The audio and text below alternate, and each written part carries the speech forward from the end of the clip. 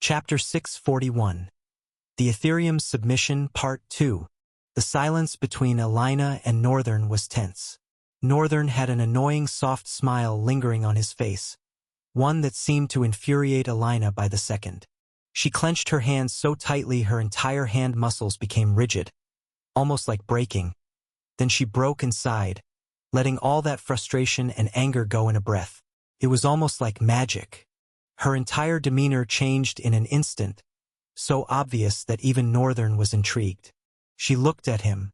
"Fine, I will let you do it your way, but not here." Northern looked around, observing everyone before coming back to Elina. "I am not opposed to anything, but the kind of person I have known you to be, wouldn't it be to your benefit for everyone to behold the magnificent scene of your student breaking the will of a rare mineral or such as this, in a way that has never been seen before?" Elina rolled her eyes. "If I knew you were this full of yourself, I definitely would have thought twice about taking you under my wing. Follow me." As she commanded, she turned away from Northern. With haste, he picked up the mineral, his hammer still in his hands, and followed her. They walked for a couple of minutes, cutting to the back corner of the workshop building, through a garden, and eventually reached a waterside forge. Much smaller inside compared to the main forge, the clean stream flowing by, the distant garden, and the openness of the area sheltering them from the harshness of the day star's heat in the hot afternoon, all came together to create a perfect workshop. For a blacksmith, that is. Northern observed the place and nodded his head. "This is good. Where did you find it?" "It belonged to the head forge master. He relinquished it to me when I was on my second year." Northern's eyes widened a bit. "She was that good?" Elina glanced at him and grinned smugly. "What? Am I beginning to truly intimidate you?" "I am just impressed. And considering that I rarely get impressed, you should feel proud of yourself." "Bastard!" She spat with a crumpled face. "By the way," Northern's voice asked, "except for the first day I came, I have never met the forge master." "Why?" "Oh, he's busy," Elina responded as she entered the forge. She continued, "It's the season of the year where the Milwa Festival is held. Heads of every department get busy." "Busy doing what? And what is the Milwa Festival?" She spoke as she rearranged a few things in the worn-out smithy.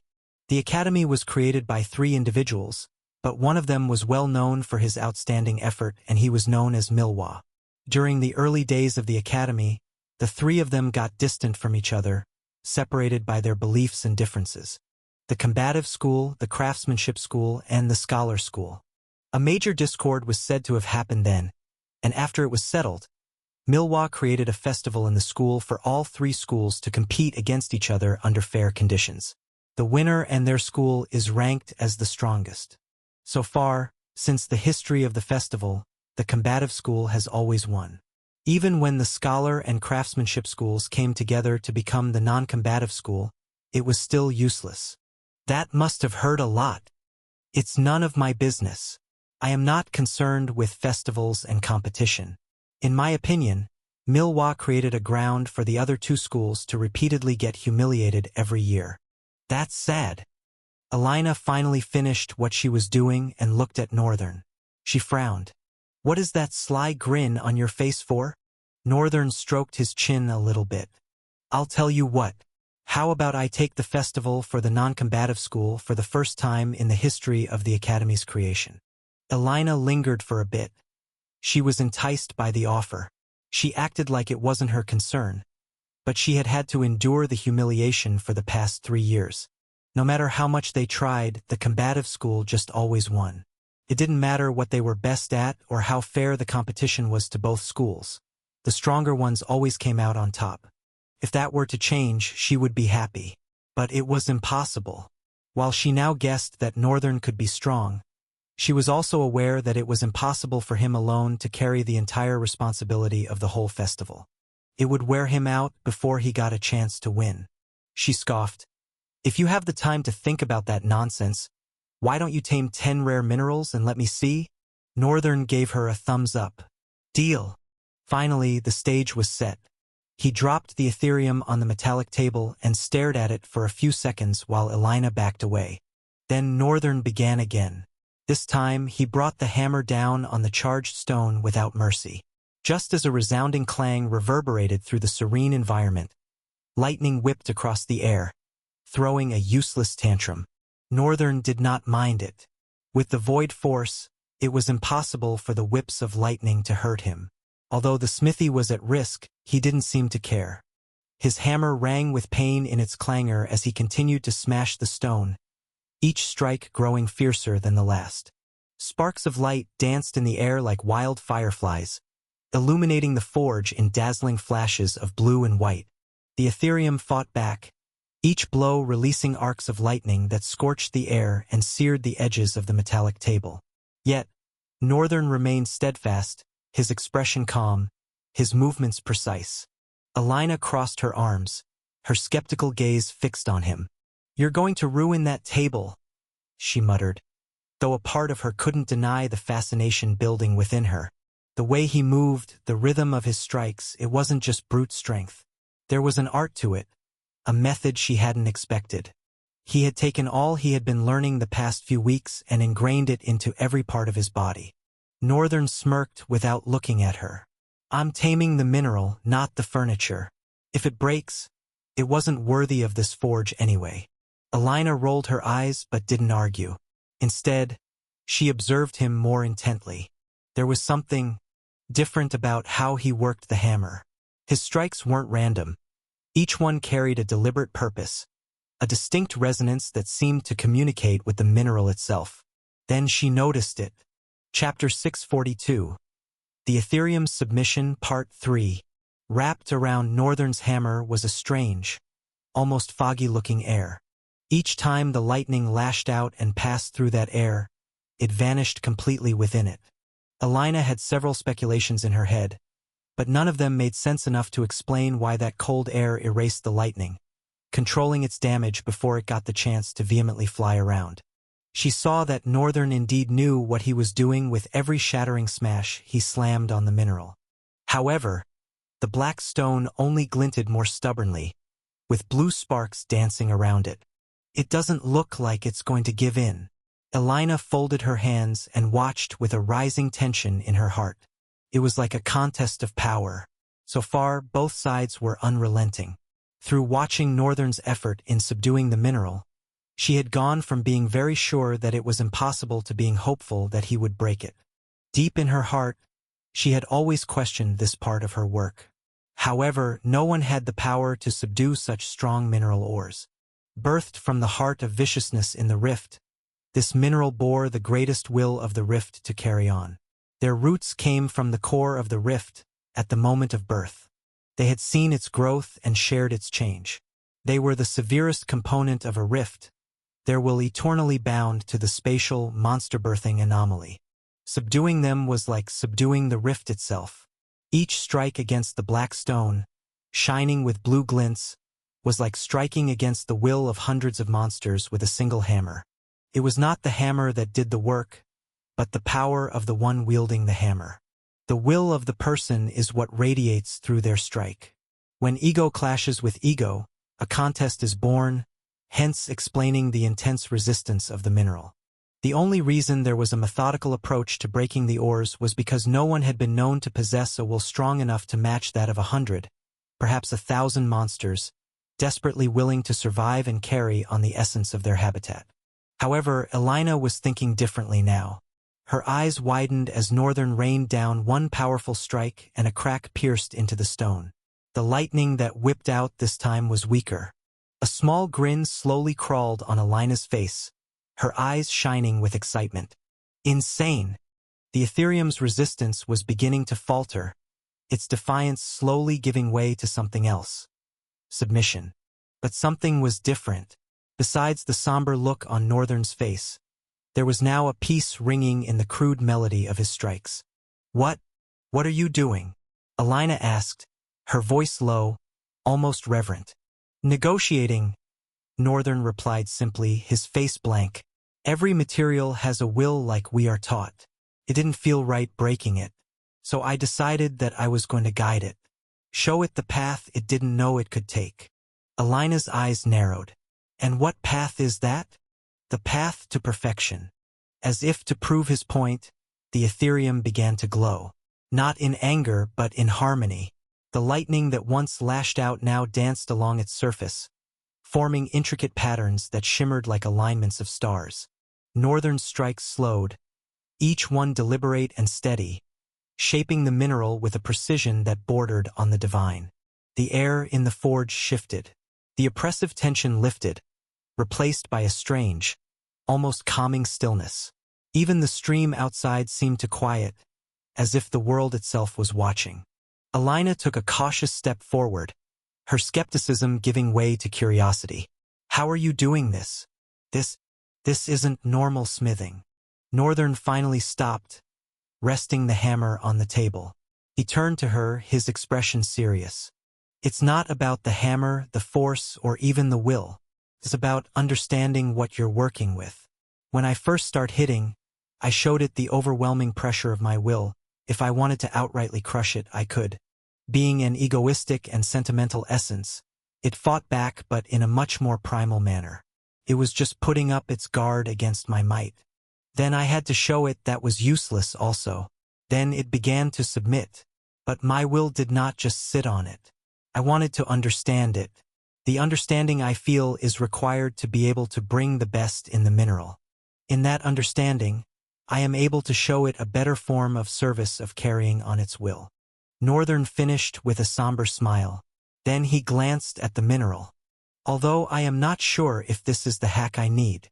Alina blinked, her mind racing to process his words. She had heard of ancient smiths who claimed to communicate with their materials, but she had always dismissed it as superstitious nonsense. Yet here was Northern, standing before her with a piece of Ethereum that no longer looked like a wild, untamed force of nature. It looked docile, beautiful. It's ready, Northern said, interrupting her thoughts.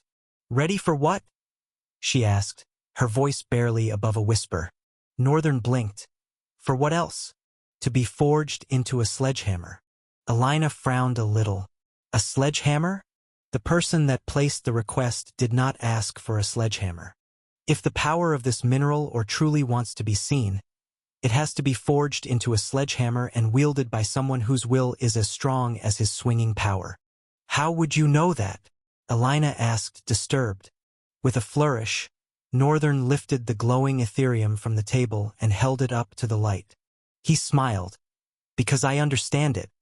The patterns of lightning shimmered and swirled, forming a shape that resembled a soaring eagle, a testament to both its strength and its freedom. Alina stared, unable to hide her awe. You actually did it. You tamed it. Northern shrugged, though the pride in his eyes was unmistakable. Told you I would. Now, about that festival.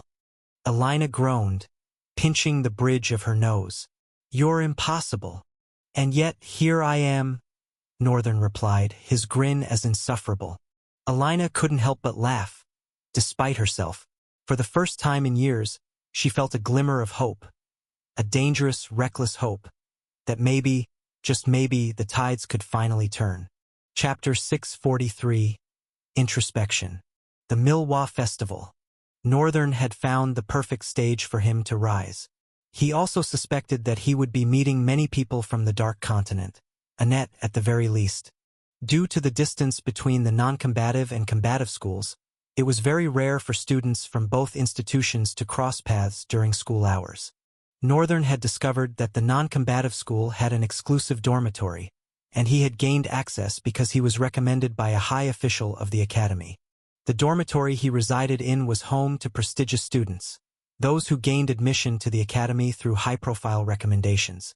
In other words, the students in Aston Tolomer dormitory were powerful individuals, each in their own league. It was a place reserved for the truest of class. No wonder I didn't find things like bullying, and everyone carefully minded their own business. The place had seemed almost too silent to be a student hall on his first night. He had even thought perhaps it was an instructor's dormitory, only to be proven wrong the next morning. And he liked staying there. It was peaceful. Bullying had been one of the things he had looked forward to when coming to the academy, but this sort of peace wasn't bad either. The one person who tried to bully him now knew his place, And the funny thing was Northern didn't even have to lift a finger to put him there. Although sometimes, Shampoo would glare with fire in his eyes when they managed to cross paths. But to Northern, it was like a kitten baring its fangs. He considered it cute. After 3 rigorous weeks of training in the smithy, Elina had eventually gotten off his back. She had told him she would be traveling out of the academy for a while for an important commission. She left Northern with the assignment to create whatever weapon he deemed befitting of the Ethereum. He expressed a bit of worry but quickly detached himself. He didn't want to be too involved in others' matters anyway. But should Elina be in desperate need or danger, he wouldn't hesitate to extend a helping hand. However, right now something else needed his attention more. The Milwa Festival. Besides being an opportunity to finally harvest all the talents he'd been awaiting, Northern had gathered from various people that the festival consisted mainly of 3 parts: monster hunting, duels, skill showcasing. For the first part of the festival, students formed teams of 5, regardless of their school affiliation. The non-combative school could mix with the combative school to form a team. It didn't matter. However, whatever team they formed would be permanent throughout the festival. The duels were divided into 2 parts: the Team Royale and individual duels. The skill showcasing was self-explanatory. Each drifter would demonstrate amazing feats with their abilities. This was where the non-combative school had their best chance of winning, though they rarely did. Due to discrimination between schools and the combative school viewing the non-combative school as lesser, no one usually wanted to team up with students from the non-combative school. It didn't matter what help they could offer. The non-combative school was always ousted from the whole competition. But Northern wished for things to be different this year. No, he was sure things would be different this year. However, what bothered him slightly was that he didn't want this change to just be about him. He wanted the whole non-combative school to win every contest of the festival. The problem was how to accomplish this. Moreover, the competition was 3 weeks away. Northern wiped his face with his hands. He sighed as he finally reached the highlight of his introspection. I will figure it out somehow. For now, I have something else to do. Immediately, his body descended into his shadow and manifested in the Void Palace. Byron's white hair flowed gently beneath the eerie blue light of the exalted palace. He placed his sword on his shoulders, raising his chin at Northern. I have been waiting for quite a few minutes now, Master. I had thoughts to figure out. Byron nodded. Well then, Master, I hope you have sorted them out because this part of our training requires your mind and all of its focus. This is the true beginning of your training, the reason I have spent the past 3 weeks putting those drills in you. Northern swallowed hard. He had just eaten dinner. His stomach was a bit stuffy but not too uncomfortable. Aside from that slight discomfort, he was all right everywhere else and was, in fact, brimming with strength. He had, after all, been looking forward to this for 3 weeks. In the past 3 weeks, I have incessantly drilled you with basics in order to sharpen 3 things in you: your timing, your draw, and the single moment. Byron's tone placed a little more emphasis on the last 3 words than the rest. He explained further. The single moment, Ishin, is the ultimate expression of my sword style. A draw so perfectly executed that it exists in the thinnest possible slice of time. The cut happens in such a pure moment that reality itself seems to pause, and the only report seen is that of the aftermath, never the action itself. Northern felt a weight slowly settle in his chest. Each breath became heavier than the last. He was not pressured. Rather, he was excited. Too excited. He had forgotten that this had always been the kind of thing he expected when he heard of swordsmanship.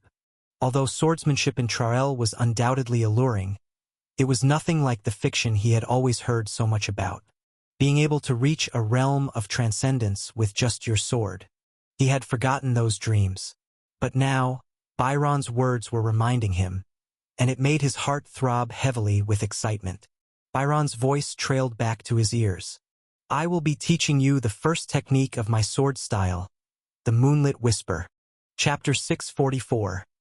The Moonlit Whisper, first technique. Northern's breath caught in his throat.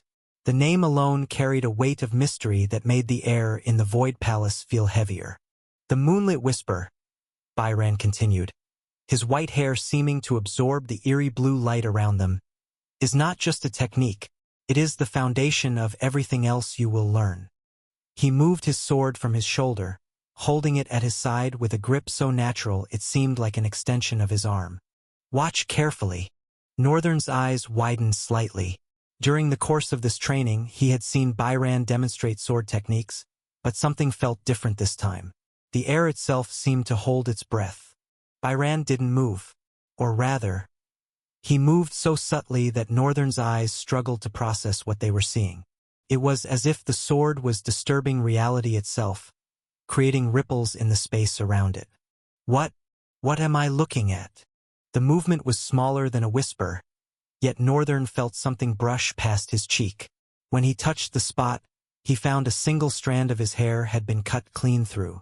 That was just a greeting, Byron said, his voice carrying an unusual warmth. The true technique is far more intimate. Northern's excitement from earlier transformed into something deeper. A small frown creased his face. Did that technique bypass void force? It did not feel right. In the past, or to be fairer, since he became a sage, Northern had been developing a more practical use for void force. Before now, void force had been a stagnant form of defense, a wall of air that diversified the space between him and an attack. But Northern did not want to be protected by a wall of air like a helpless child all the time. Hence, he looked for a way to make the defense mechanism more practical. It didn't take long to develop a method for what he wanted. Northern took firm control of the force and compressed it so tightly that it became a flexible concept. That flexibility allowed Northern to wrap it around his entire form. Instead of being a wall around him, the void force became a thin layer of defense framing him from head to toe. There were advantages and disadvantages to this new form of the void force. One of the advantages was that Northern achieved what he wanted. The disadvantages, however, the void force lost that quality power to endlessly stretch the distance between an attack and him. Now, it just stopped the attack from entering the limitless void instead of trapping it there like it would before. It was regrettable, but he could always change it whenever he wanted. The most prideful change that happened to the void force was that now, under Northern's direct supervision, it was impossible for any kind of attack to bypass it. Before, the void force only reacted to something, but now it was constantly being maintained by Chaos Eyes and his limitless void essence. Chaos Eyes served as its eyes of danger. His void essence served as its running fuel. However, just now it had been bypassed. The implication of this was that, as much as Northern hated to admit it, his Chaos Eyes did not catch the move. I have to learn it at all costs. For Northern, this became something that was not just about learning a powerful technique. It was about understanding something fundamental about the nature of swordsmanship itself. The Moonlit Whisper operates on a simple principle, Byron explained, sheathing his sword. Just as moonlight can illuminate an entire lake with just a touch of its reflection, a true sword strike need only disturb the air by the width of a hair to cut through anything. He gestured for Northern to draw his sword. The drills I taught you weren't just about speed or precision. They were about understanding the threshold between movement and stillness. The Moonlit Whisper exists in that threshold. Northern gripped his sword, feeling the weight of Byron's words settle into his understanding. Everything he had learned over the past 3 weeks began to take on new meaning. Now, Byron's voice carried an edge of anticipation. Show me your current draw. Let's see how close you are to finding that threshold. Northern took a deep breath, centering himself. The excitement from earlier had transformed into sharp focus. A moment like this was bound to mark the beginning of something profound, so he had to approach it with a level of seriousness he had never employed before.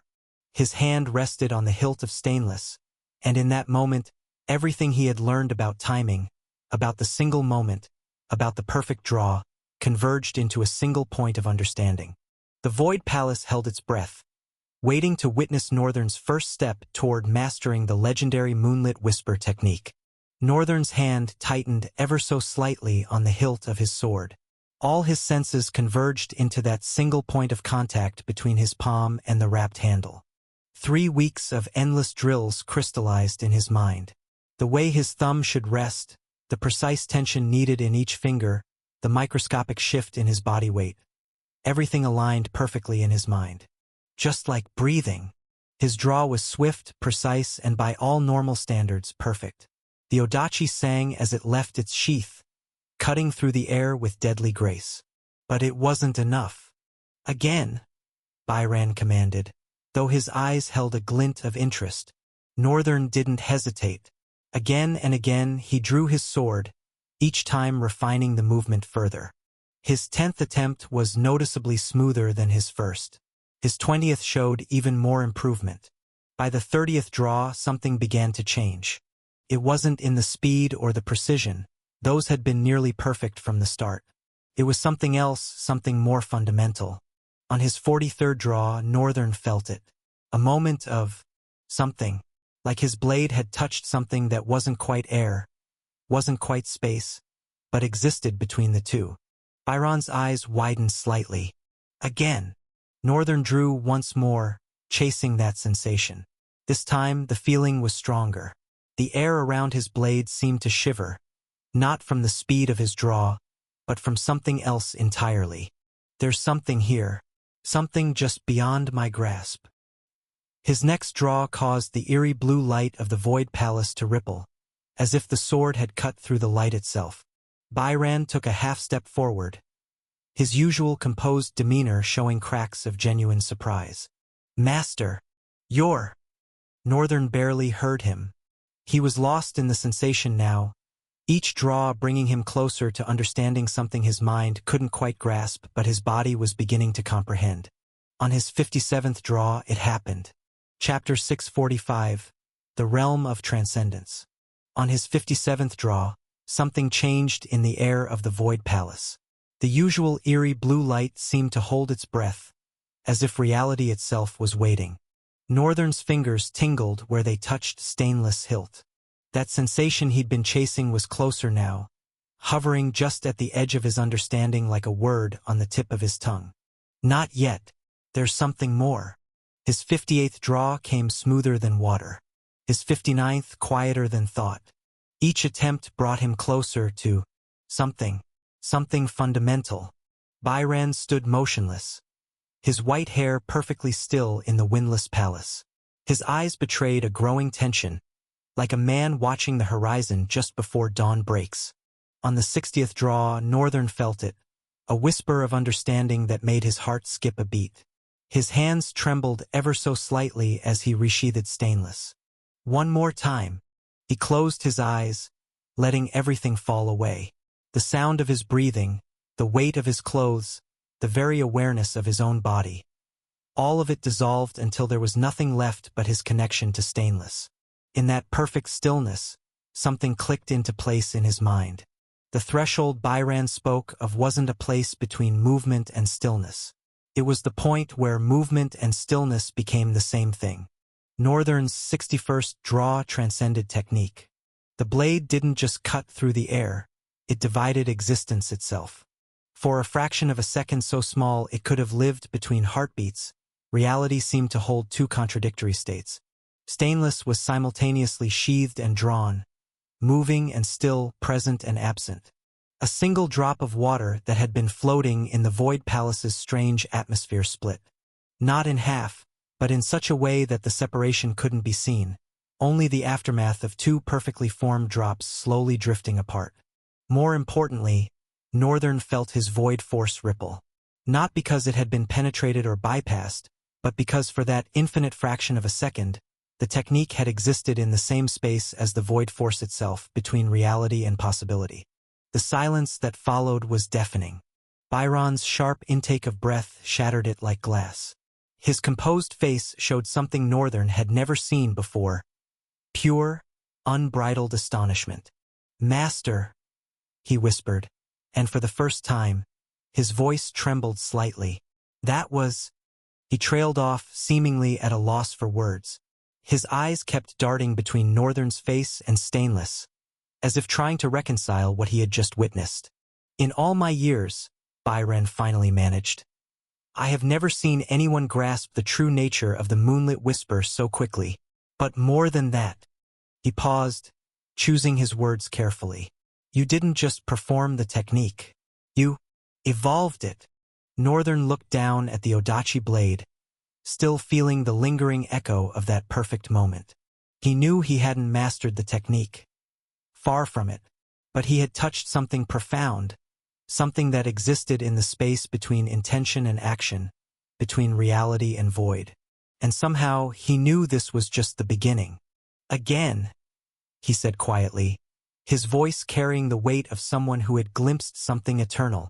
The Void Palace settled into a rhythm of draws and sheaths, each one bringing Northern closer to understanding the true nature of the Moonlit Whisper. Northern took no breaks, continuing to draw his sword. With each draw, Byron's expression grew more complex, mixing pride with something that might have been concern. Time stretched on, yet Northern's determination remained unshaken. Each draw that followed his momentary transcendence fell short of that perfect threshold he had touched. The 62nd draw was clean, precise, but ordinary. The 70th powerful and swift, but still bound by the laws of physical movement. By the 80th, frustration began to creep into his movements, a nearly imperceptible tension in his shoulders that hadn't been there before. Why? I touched it. I know I touched it. The 100th draw came and went, each attempt precise but lacking that ethereal quality that had made reality itself pause. Byron watched silently, noting how his master's technically perfect draws seemed to chase that singular moment like a man trying to catch his own shadow. Each attempt was flawless in execution, yet somehow further from that brief glimpse of transcendence. Master! Byron finally spoke, his voice gentle. Perhaps we should. No. Northern's response was quiet but absolute. His eyes remained fixed on Stainless, searching for something in its metallic surface. I felt it. I know it's there. The 120th draw sang through the air, creating a perfect arc that would have impressed any swordsman in existence. But Northern's slight frown deepened. It wasn't enough. It wasn't even close to what he had touched before. Each subsequent draw became an exercise in growing frustration, hidden beneath a mask of perfect technique. The movements remained immaculate, but that crystalline moment of understanding seemed to slip further away with every attempt. By the 150th draw, sweat had begun to bead on Northern's forehead, not from physical exertion, but from the mental strain of trying to recapture something that existed between thoughts. It's like trying to grab smoke, he realized, his hands beginning to tremble slightly. The harder I reach for it, the more it disperses. Still, he continued. Draw after draw, each one perfect, each one insufficient. The Void Palace's eerie light seemed to mock him now, reflecting off Stainless blade in ways that reminded him of that single, perfect moment he could no longer touch. Byron's concern grew more evident with each passing attempt, but he remained silent. He recognized the look in his master's eyes. The thing about the realm of transcendence was, when one thirsted for it, nothing in the world of swordsmanship would be able to satisfy such a person. It was the very hunger that had driven him to a point where he chased perfection of the sword rather than achievements with his skills. Even when the old world granted him the moniker Sword King, and he gained humongous prestige because of it, he still was not satisfied. There was something he wanted to touch more of. And though the world deemed him the strongest, he wasn't there. The realm of the transcendent was a cruel one. The 200th draw cut through the air with deadly precision. Yet Northern's frustration finally manifested in a barely audible sigh. The perfect moment he had touched remained stubbornly out of reach, like a dream that fades upon waking, leaving only the certainty that something profound had been briefly understood. And still, Northern's hand returned to Stainless hilt, ready for another attempt. Chapter 646. Hunger. That particular day had left Northern hungry for more. The rate and seriousness with which he approached his training changed tremendously. What he had experienced was the first technique of the Moonlit Whisper style, ripple cut. However, since that flawless execution that granted him a glimpse into the transcendent realm, he had continued to chase the feeling again. So far, it only looked like Northern was chasing his own tail. Byron explained to him how perfectly he could already execute the first technique, but even during the explanation, he knew Northern wasn't going to listen. Hence, he said all he needed to say briefly but convincingly. As expected, it had little to no effect. Northern just relapsed for a few hours, and the next day after coming back from school, he picked up the tempo again. At that point, Byron knew there was nothing he could do to stop Northern. But at the very least, he would be there to protect Northern from walking into his own downfall in his stubborn attempt to look into the realm of transcendence again, perhaps even dwell there. The morning was cold, colder than usual. The sun still hadn't gained the strength to show up, yet Northern was already in the Void Palace. His routine had become almost mechanical: school, Void Palace, sleep if he slept at all. The glimpse of that transcendent realm had become an obsession that consumed his thoughts. Just one more time. The phrase had become a mantra, repeating in his mind with each draw of stainless. The Odachi's blade caught the palace's ethereal light, creating patterns that seemed to mock his efforts. 327. 328. 329.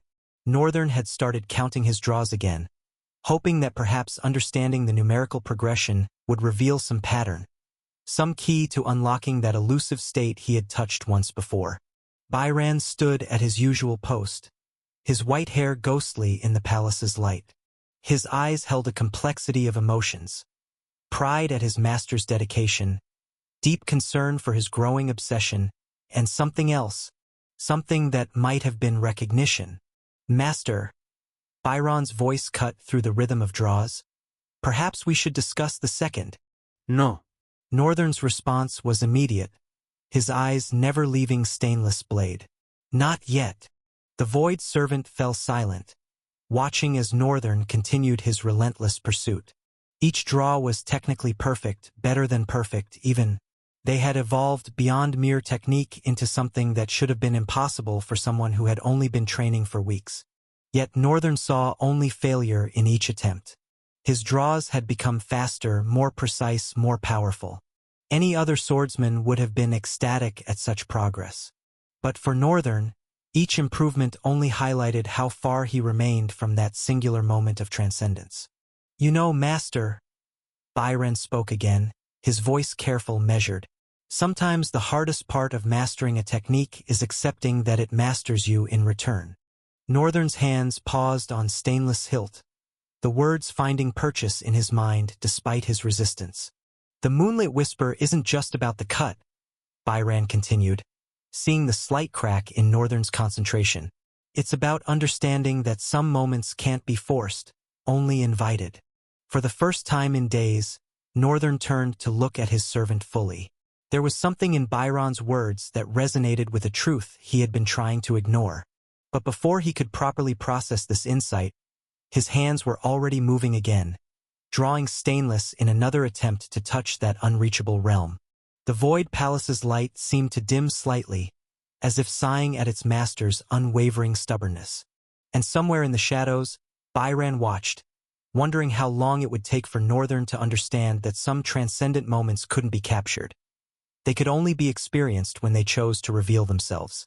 But for now, the sound of steel sliding against scabbard continued to echo through the palace, marking time in the rhythm of Northern's relentless pursuit of perfection. At least until a sudden disturbance made Northern pause. Byron didn't think he would ever be joyful at the thought of his master being distracted during training. "Someone is knocking on my door," Northern muttered with a slight frown. The frown was from surprise. In the dormitory, he moved with no one, talked to no one, and had been absolutely fine on his own. So who would have the audacity to knock on his door? Could it be a mistake? Northern held the Odachi's hilt again, thinking the person might turn away. However, just at that moment he heard the knock again. "Looks like the person is sure they're at the right place." He sighed and shimmered out of appearance. Byron wiped sweat from his forehead and shook his head in worry. Just beside him, Revant appeared and said, "Why wear that lame sign of exasperation? Our master seeks perfection and will stop at nothing to get it." Byron cocked his head to the side, his gaze holding a mixture of disdain and dismissiveness towards Revant as he walked away. Revant frowned sternly.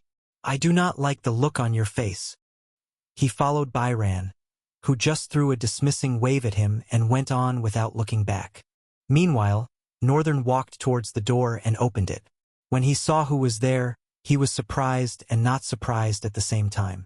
Aster, the blabbermouth he had met on his first day. Aster let out a short chuckle, smiling with his eyes as he waved to Northern. "Hey fella, you still didn't tell me your name, huh?" Northern hadn't expected Aster would come back to him despite having expressed that cold and oppressive atmosphere of void aura. Even though he had reduced it by half, that half was still a lot for a fragile human like Aster to endure. At the same time, it was Aster. For some reason, given the nature of the person Northern had known him to be, he wasn't really surprised the guy was standing before his door right now. However, something was strange. Chapter 647. The Star Chasers. Intro. Northern observed Aster's expression. The boy tried to suppress it, but he still looked disturbed. He seemed hurried, as though he just wanted to leave this place but was forcing himself to pretend otherwise, masking his discomfort with a smile. Northern glanced down the hall. It was empty. He was utterly confused. As if to confirm his suspicion, Aster spoke. "Can I come in?" Northern frowned immediately. "Come in and do what? You don't just show up at my door this early wanting to come in." "Come in why?" Aster looked down, rubbing his hands together nervously. "I'm really sorry, fella. I wanted to talk to you about something. I was wondering if you could help." He glanced back briefly before fixing his gaze on Northern, waiting for a response. "Well, we can talk right here and now. You don't need to come into my room." Aster's face looked as though it was beginning to break apart. His left hand trembled slightly, but he quickly steadied it with his right. Northern's frown deepened, his tone dark and demanding. "Aster? What is wrong?" The boy's lips quivered, but this time not from his usual chatter. He looked like he was in some kind of trouble, which only troubled Northern more. "Please, let me in," Aster said, his tone trembling. Northern stared at him deeply for a few moments before opening the door wider, silently inviting him in. Aster hurried inside, glancing around Northern's minimalist space. As he took another step, he suddenly dropped to his knees, shocking Northern. What the hell did this guy get himself into? Northern sighed tiredly. He didn't want to get involved in whatever mess this was, especially not this early in the morning. But it was clear Aster had been up to something suspicious and was likely being chased for it. Right now, though, he just looked like he needed water. Lots of it. Northern touched his shoulder. "I'll go get water for you." As he turned to leave, Aster grabbed his arm, shaking his head slightly. "Please don't go." "What do you mean, don't go? You look like the living dead right now. Drinking water will help you calm down, and once you're calm, you can tell me whatever it is you've gotten yourself into without stuttering." Northern gently pulled his hand away from Aster's grip and walked out before the boy could protest further. However, as he closed the door, he caught a muffled phrase. "But they're outside." Northern shook his head, dismissing the comment, and continued down the hall. The corridor was eerily silent. It was barely 7 in the morning. Most students were likely just waking up, preparing for their day. Breakfast wasn't until 9 a.m., and classes started at 10 a.m. He descended the stairs, turned right, and headed toward the large dining hall. At the back wall stood a vending machine-like contraption, which accepted 1 taeli per bottle of water. It reminded Northern of vending machines from his own world, but here it was called a water letter. I guess it's called that because it lets you get water when you pay. This particular machine only dispensed bottled water, though other machines throughout the academy offered sweet drinks. The juice letter was one such option. Northern retrieved a bottle from the machine, flipping it playfully in his hand before catching it. As he turned to leave, he paused, his head snapping up calmly. A second later, the sound of footsteps reached his ears. Slowly, 2 individuals entered the dining hall. Their outfits were unlike the school's standard attire. Instead, they wore black uniforms with golden buttons, resembling ceremonial military outfits, except they lacked caps. One had maroon hair and intense blue eyes, while the other had a buzz cut and eyes so small it was hard to discern their color. "Who are you, and what are you doing walking around at a time like this?" the buzz-cut boy asked, his tone thick and meant to intimidate. Northern frowned but replied casually, raising the water bottle. "Getting water? Didn't you get the notice? There's a curfew in place. No movement from 10 p.m. yesterday to 10 a.m. today," the maroon-haired boy explained. Northern noted his tone wasn't offensive and appreciated the courtesy. "Why are we wasting time here? If he didn't get the notice, then he must be one of them," the buzz-cut boy's gruff voice boomed, offsetting Northern's composure. The larger boy took a step closer, clenching his fists as though preparing to subdue Northern. Northern, however, stood silently, his expression blank as he observed them. "Stop it, Schneider," the maroon-haired boy commanded. Schneider released his clenched fists, straightening his posture, but his fiery gaze remained fixed on Northern. Northern, on the other hand, now observed them with a look of predatory curiosity, as though he'd found a new toy to add to his collection. "Everyone in this dormitory is a privileged student," the maroon-haired boy began. "I hear Professor Heimberger has a privileged student here." He stared at Northern intently. "I hear he has black hair and ocean blue eyes. I also hear he loves to act on his own and do whatever he pleases. You're seriously backing off because of that old professor? What if he's behind them?" Schneider retorted. The maroon-haired boy's calm expression sharpened, his piercing gaze silencing Schneider. I'm sorry," Schneider mumbled, backing down. "Professor Heimberger is one of the Academy's most respected officials. Any student he recommends should be treated with utmost respect. Besides, I hear the student has only been here for 3 weeks. There's no way he's involved." The maroon-haired boy turned back to Northern, speaking directly. "I apologize for the inconvenience. These are dark times at the Academy, and we in the disciplinary committee are doing our best to maintain order. If you notice anything strange, report it to us at Stanley Bradyon Hall in the main school." With a flicker of something dangerous in his blue eyes, the maroon-haired boy studied Northern briefly before turning away. "Let's go, Schneider." Schneider shot Northern one last angry glare before hurrying after his partner. Northern stared at the water bottle in his hands, a grin spreading across his face. Oh. This just got very interesting. Now I'm very curious about what that damned blabbermouth did." Chapter 648. The Service of Vengeance. Northern returned to his room and tossed a bottle of water to Aster before dragging a chair out from the table and sitting on it, folding his arms. The blabbermouth gulped down the water in one go, not even pausing for a breath. Afterward, he crumpled the noisy plastic bottle and panted heavily. "Thank you very much, fella. I really needed that." Now that Northern was back, Aster seemed slightly less distressed, though far from being at ease. "My name is Lael." Silent seconds passed between them before Aster chuckled nervously. Oh, I see. Thank you for giving me your name. You have a great name." Northern's unchanging expression quickly killed Aster's forced cheerfulness. The boy shivered slightly under the weight of Northern's gloomy blue gaze. Northern stayed silent. The room grew deathly quiet, the only sound being Aster's erratic breathing. Embarrassed, Aster tried to steady his breath. He succeeded for a moment, but Northern's silence only intensified the pressure building inside him. Finally, Northern broke the silence. "So, Aster, why were you being chased by the disciplinary committee? And don't you dare lie to me. What did you do? Or better yet, what did you guys do?" Northern's emphasis on guys wasn't accidental. The big guy from earlier had mentioned them.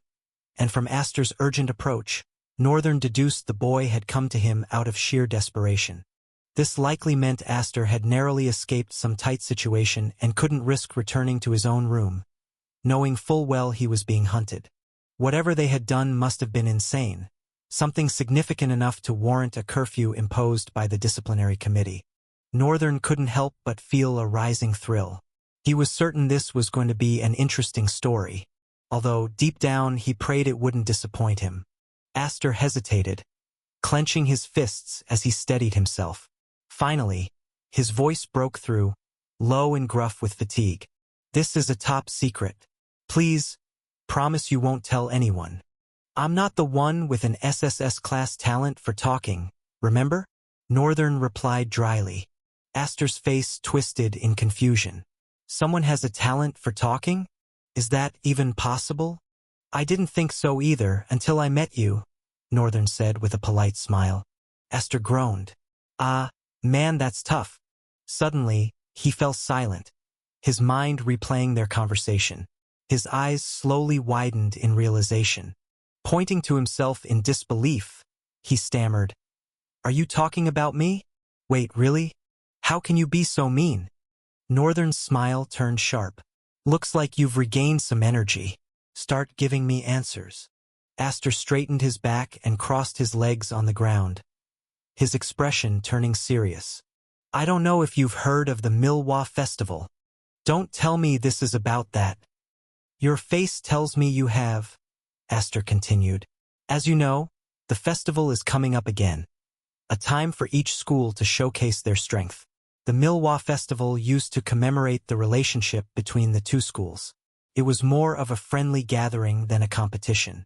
But over the years, as the discrimination from the combative school against us non-combative students grew, the festival lost its meaning.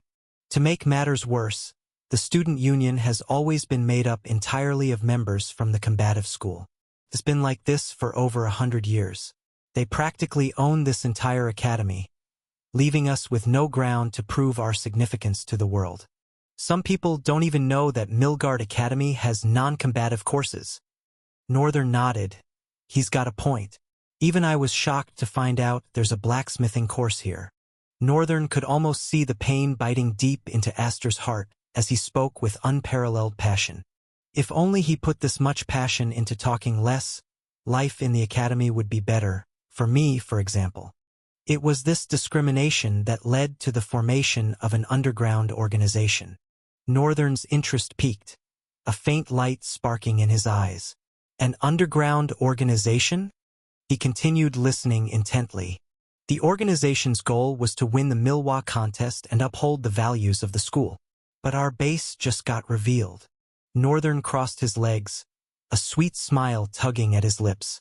The next second, his expression turned cold and serious. "A supposedly underground organization getting their identity revealed? Isn't that just hilarious?" Aster clenched his fists, his teeth gritting as pain etched itself into his face. "There was a traitor among us. Someone sold us out, told the disciplinary committee our location. And it happened at the worst possible time." Northern raised an eyebrow. "Worst possible time? You mean the festival?" "No," Aster replied, his usually unserious demeanor replaced by a stern look. "The organization was about to push for a motion for the entire non-combative school." Northern tilted his head. "What motion?" "The motion to establish our own student union authority. This would give us a platform to fight for our significance openly." "I see. That way, the organization wouldn't need to operate in the shadows anymore, and the fight against discrimination could become official," Northern surmised. "Exactly.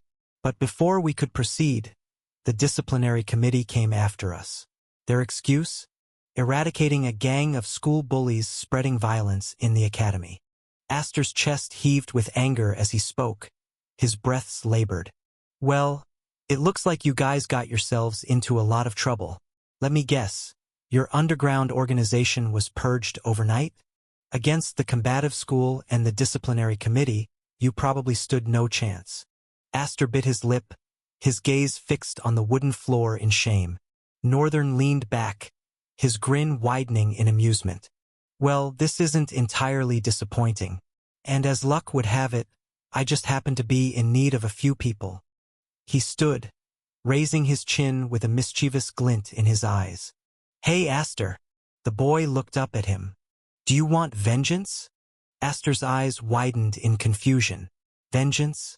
How could he even think about vengeance when he stood no chance against a school that trained the best drifters in the Central Plains, and possibly the entire world? Yet something about the air around Northern compelled him to dare. "I can see doubt and faint faith in your soul." Northern said, his voice low and steady.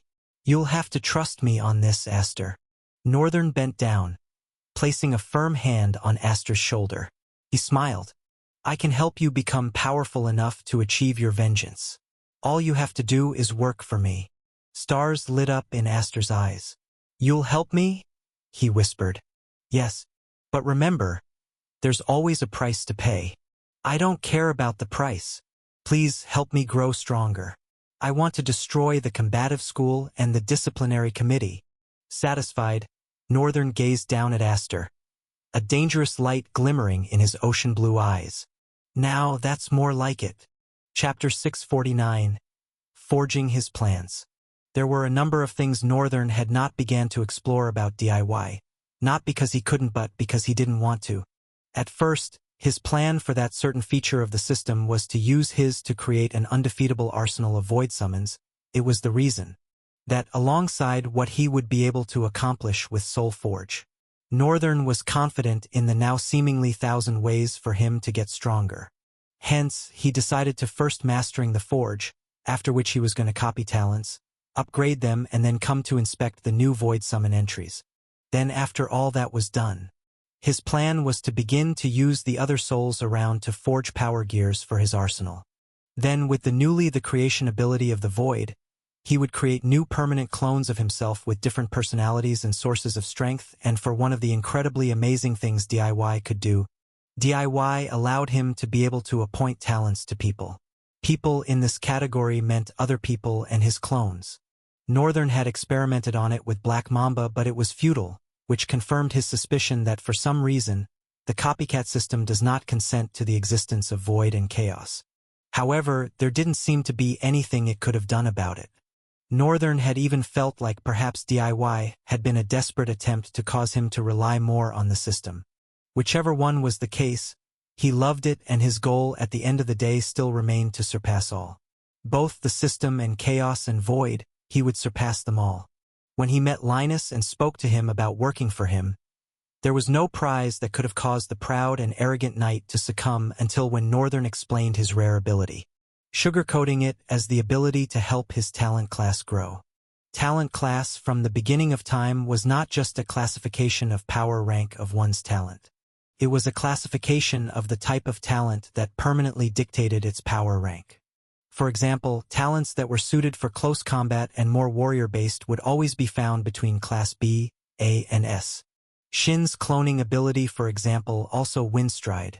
Talents that seemed perfect for long-distant battle, evoking attacks that rendered distance meaningless, were always found between Class S, SSS, and EX. While utility talents were always found in Class C, D, E, and F. Of course, there are always very rare anomalies where a supposed perfect talent like lightning would be in a lower class. This can be caused due to one's soul core. When the soul core in its awakening is not fashioned to be able to hold too much essence, this further affects the class of their talents at awakening. Thus it was a fate a drifter could not really dictate, which made Northern's proclaimed rare ability very special, that not even arrogant Linus could refuse the mouth-watering offer for his talent to grow. Northern had a simple way to go about it: copy his talent and evolve it and return it to him. Upon returning it to him, Linus would be getting the evolved version of his talents. That was easy. The same thing could be applied to Aster. But Aster's case was a bit different and difficult. The chatterbox had little to no reserve of normally, which meant even if Northern was to give him a stronger talent, he still wouldn't have enough essence to use them. The boy was like an unresourceful chatterbox through and through, which made Northern doubt his perception of him, that he might be a genius. All that didn't matter. Now his job was to figure out a way to make Aster stronger. Either he was going to give him a new core, widen his reserve pool, or make him a void summon. He had to do it one way or the other. He had to make the boy grow stronger. Did I bite on more than I can chew? Along with his thoughts resounded another solemn strike that shattered the crimson ore on the metal table. He shoved it to a metal bowl and placed the bowl into the fire pit, waiting for the mineral to heat up. For now, though, everything should be fine. It had been difficult than pushing a mountain, getting Aster to go back to his room and assuring him that all will be fine, considering that the curfew was over. The only way he was able to get the boy to get back to his normal life was after threatening to go the student council himself and spill everything. Dejected, Aster eventually left and Northern silently delegated Night Terror to watch him, while he gave Black Mamba the responsibility of surveying the entire academy. Since this was going to be his playground for a while, Northern's first step was to make sure it was really his playground through, and that meant knowing every nook and cranny of the academy. And Black Mamba just so happens to be the dude for the job. Northern's fingers brushed over the hilt of the forging hammer as he focused on the rhythmic glow of the fire pit. The ore, now glowing a dull red, began to sweat droplets of molten essence into the crucible. The forge's heat roared, the air thick with the scent of scorched metal and the faint hum of the void, ever present in his soul. He leaned in slightly, watching the ore soften under the intense heat, its surface bubbling like boiling liquid. His grip on the hammer tightened, his thoughts momentarily aligning with the rhythmic crackling of the fire. With precise movements, Northern removed the crucible from the flames, setting it on the tempered steel surface of his workbench. The liquid metal shimmered faintly, threads of ethereal energy coursing through it, a property unique to it. He tapped the hammer against the edge of the crucible, pouring the molten essence into a mold etched with patterns, ensuring the final product would carry the imprints of the connection it needed to reach its full potential. As the metal began to cool, his mind drifted back to the rest of the organization. Aster had called them Star Chasers. Quite a weird name. It sounds childish. However, for a non-combative lots, they had a lot of balls forming and keeping such an organization running. Northern admired their guts and courage. People like that would definitely be able to take whatever he was to plant in them and make it shine. He was going to take a ton of combat inexperienced drifters and defeat all the combative school and win the competition. That was just the beginning, however. Northern planned to, after that, become something more. Another information he was able to get fully well from Aster was the true influence of the Student Council. The Student Council was the body of authority of the academy, and their influence extended far beyond what most students comprehended. Aster had explained, with his usual flair for dramatics, that the council was practically untouchable. They operated not only as enforcers of academy rules but also as a shadowy governing body, controlling the flow of resources, the allocation of missions, and even the outcomes of disputes between drifters. Northern wasn't surprised. In a world driven by talent and power, such a hierarchy was inevitable. The council wasn't just a group of ambitious students. They were groomed for this role, handpicked by the academy's higher-ups for their potential and influence. Yet Northern didn't see them as a threat. If anything, they were an obstacle to be overcome, pawns in a much larger game. His ultimate goal extended far beyond the academy's walls, but for now, he needed to play their game, if only to establish his dominance within the system. His eyes flickered to the cooled alloy resting on the workbench. The ore had solidified into a gleaming ingot, its surface shimmering faintly as crimson soul essence pulsed within. Northern picked up the ingot and held it up to the dim light of the forge. The patterns etched into its surface seemed to writhe, almost alive. What do I name this? He muttered to himself. As he had learned during their lectures, when a drifter discovered a mineral ore, they had the privilege of giving it a name. Northern had been the one to discover the red crystals, so he could give it a name. He thought for a while and uttered, a small smile adorning his face. Rethium. His inspiration was from Etherium, and he figured he had to also make the name have that mineral feel and flair. Satisfied, he set it aside and reached for another chunk of crimson crystal, tossing it into the fire. The process of melting and forging was methodical, almost meditative. Each strike of the hammer, each swirl of molten metal, brought him closer to his goal. Chapter 650. A New Discovery. A beautiful orange-hued light flowed into the garden surrounding the private forge, bouncing off and down the streams. Northern was still keeping at his work. He had already refined a lot of rethium. With a towel around his neck and sweat dripping down his body, he hammered several more pieces and placed them into the bowl. It was a good thing that Alina had left this place to him. It had been a great boon. He had been using it to practice his forgery skills. He hadn't really worked on the Etherium project yet, wanting to make his skill reach its peak before proceeding with that task. In the meantime, he was busy doing three things: crafting common swords, learning the craft of armor and other gear from general lectures, and taking a proper survey of the forgery in case he needed to build something like this in the limitless void. Would it even be possible? Northern was sure transporting physical things into the limitless void was possible. Now, building an entire edifice from scratch was a different ball game entirely. He couldn't say anything for certain, but 60% probability leaned towards its possibility, with 40 against it. The rhythmic pounding of the hammer echoed through the forge as Northern shaped the molten metal into another ingot. The fire roared, casting flickering shadows across the walls, and the hum of soul essence filled the air like a low, ominous chant. His gaze suddenly flickered and he paused. Then he turned around, looking left and right with both his heightened spatial awareness and his eyes. "Show yourself, Black Mamba." A shadow on the ground that no one would have noticed slowly rose, forming into a black humanoid. Black Mamba lingered for a couple of seconds, then tried to open his mouth. Big, maze, wide, underground, level, deep. Another thing the Void Summon had been trying so hard at was speech. Ever since Byran joined their ranks, he had endlessly chattered with everyone. Since then, Northern had observed Black Mamba trying harder at speech learning. This particular Void Summon's uniqueness lay in its ability to learn, usually at a ratio beyond normal. Black Mamba was slowly getting accustomed to using speech, and it fascinated Northern. He looked forward to the creature's growth like a father anticipating the growth of his son. Black Mamba, however, had a long way to go before he could be fully understood when speaking the language of Trial. "For now, how about we speak the normal way?" Northern said encouragingly.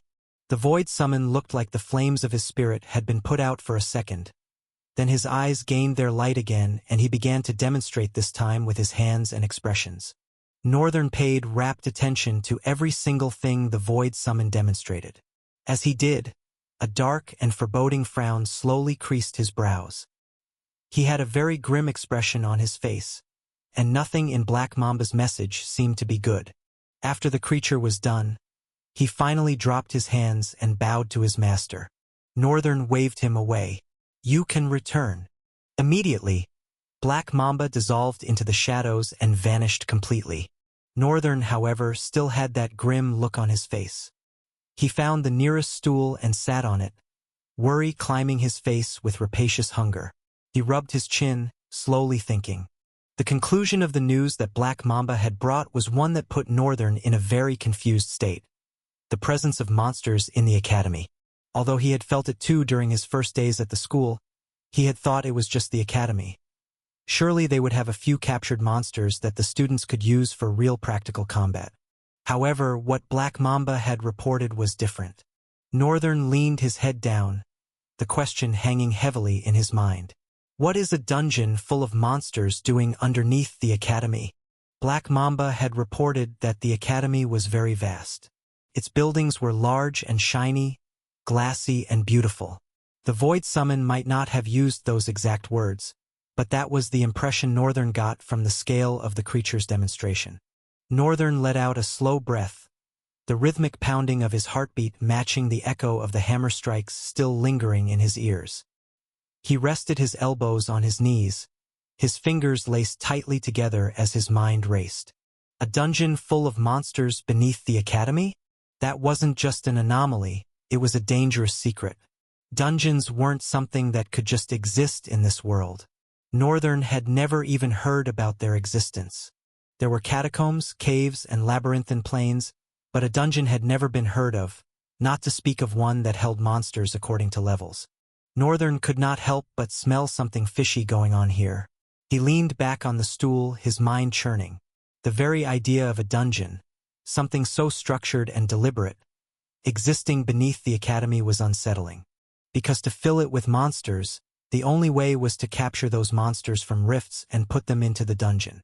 Northern stood abruptly, his stool scraping loudly against the floor. His gaze fell to the dark corner where Black Mamba had disappeared. Could he have been mistaken? He didn't believe so. Out of all of them, Black Mamba was the stealthiest, most precise, methodical, and unflinchingly loyal. If the void summon said there was a dungeon, then there was a dungeon. The question was, what was it doing here? He began pacing the forge, his steps measured but restless. Wait! Northern's mind suddenly raced back to the events of the Dark Continent. The little he had managed to find out about rift appearances being manipulated. Ah! Something like a pale realization settled on his face. If that was the case, and Ruffsburg really had the power to summon rifts, then could it be that in those dungeons were several rifts that monsters spawned endlessly from? Chapter 651. The Strange Girl, Part 1. Everything suddenly started to make more sense to Northern. He now understood how exactly Ruffsburg had expected his plan for strength to work. If there was a dungeon beneath the academy, then that meant there were stronger and more dangerous rifts below at lower levels. And those were what Ruffsburg was probably fighting right now to get strong and become a luminary. In essence, that was his closed solitary training. The populace probably thought the old man was locked up somewhere absorbing an endless amount of cores. But no, Ruffsburg right now was vehemently fighting for his life. Every second, perhaps on the brink of losing it, but at the end of each second that he survived, he was getting stronger than a moment ago. It was insane, and it took a mentally deranged person to develop and commit themselves to a plan like that. Yeah, right now, I know only 2 people who would dare to do something like that. Ruffsburg is one of them. Northern chuckled shortly.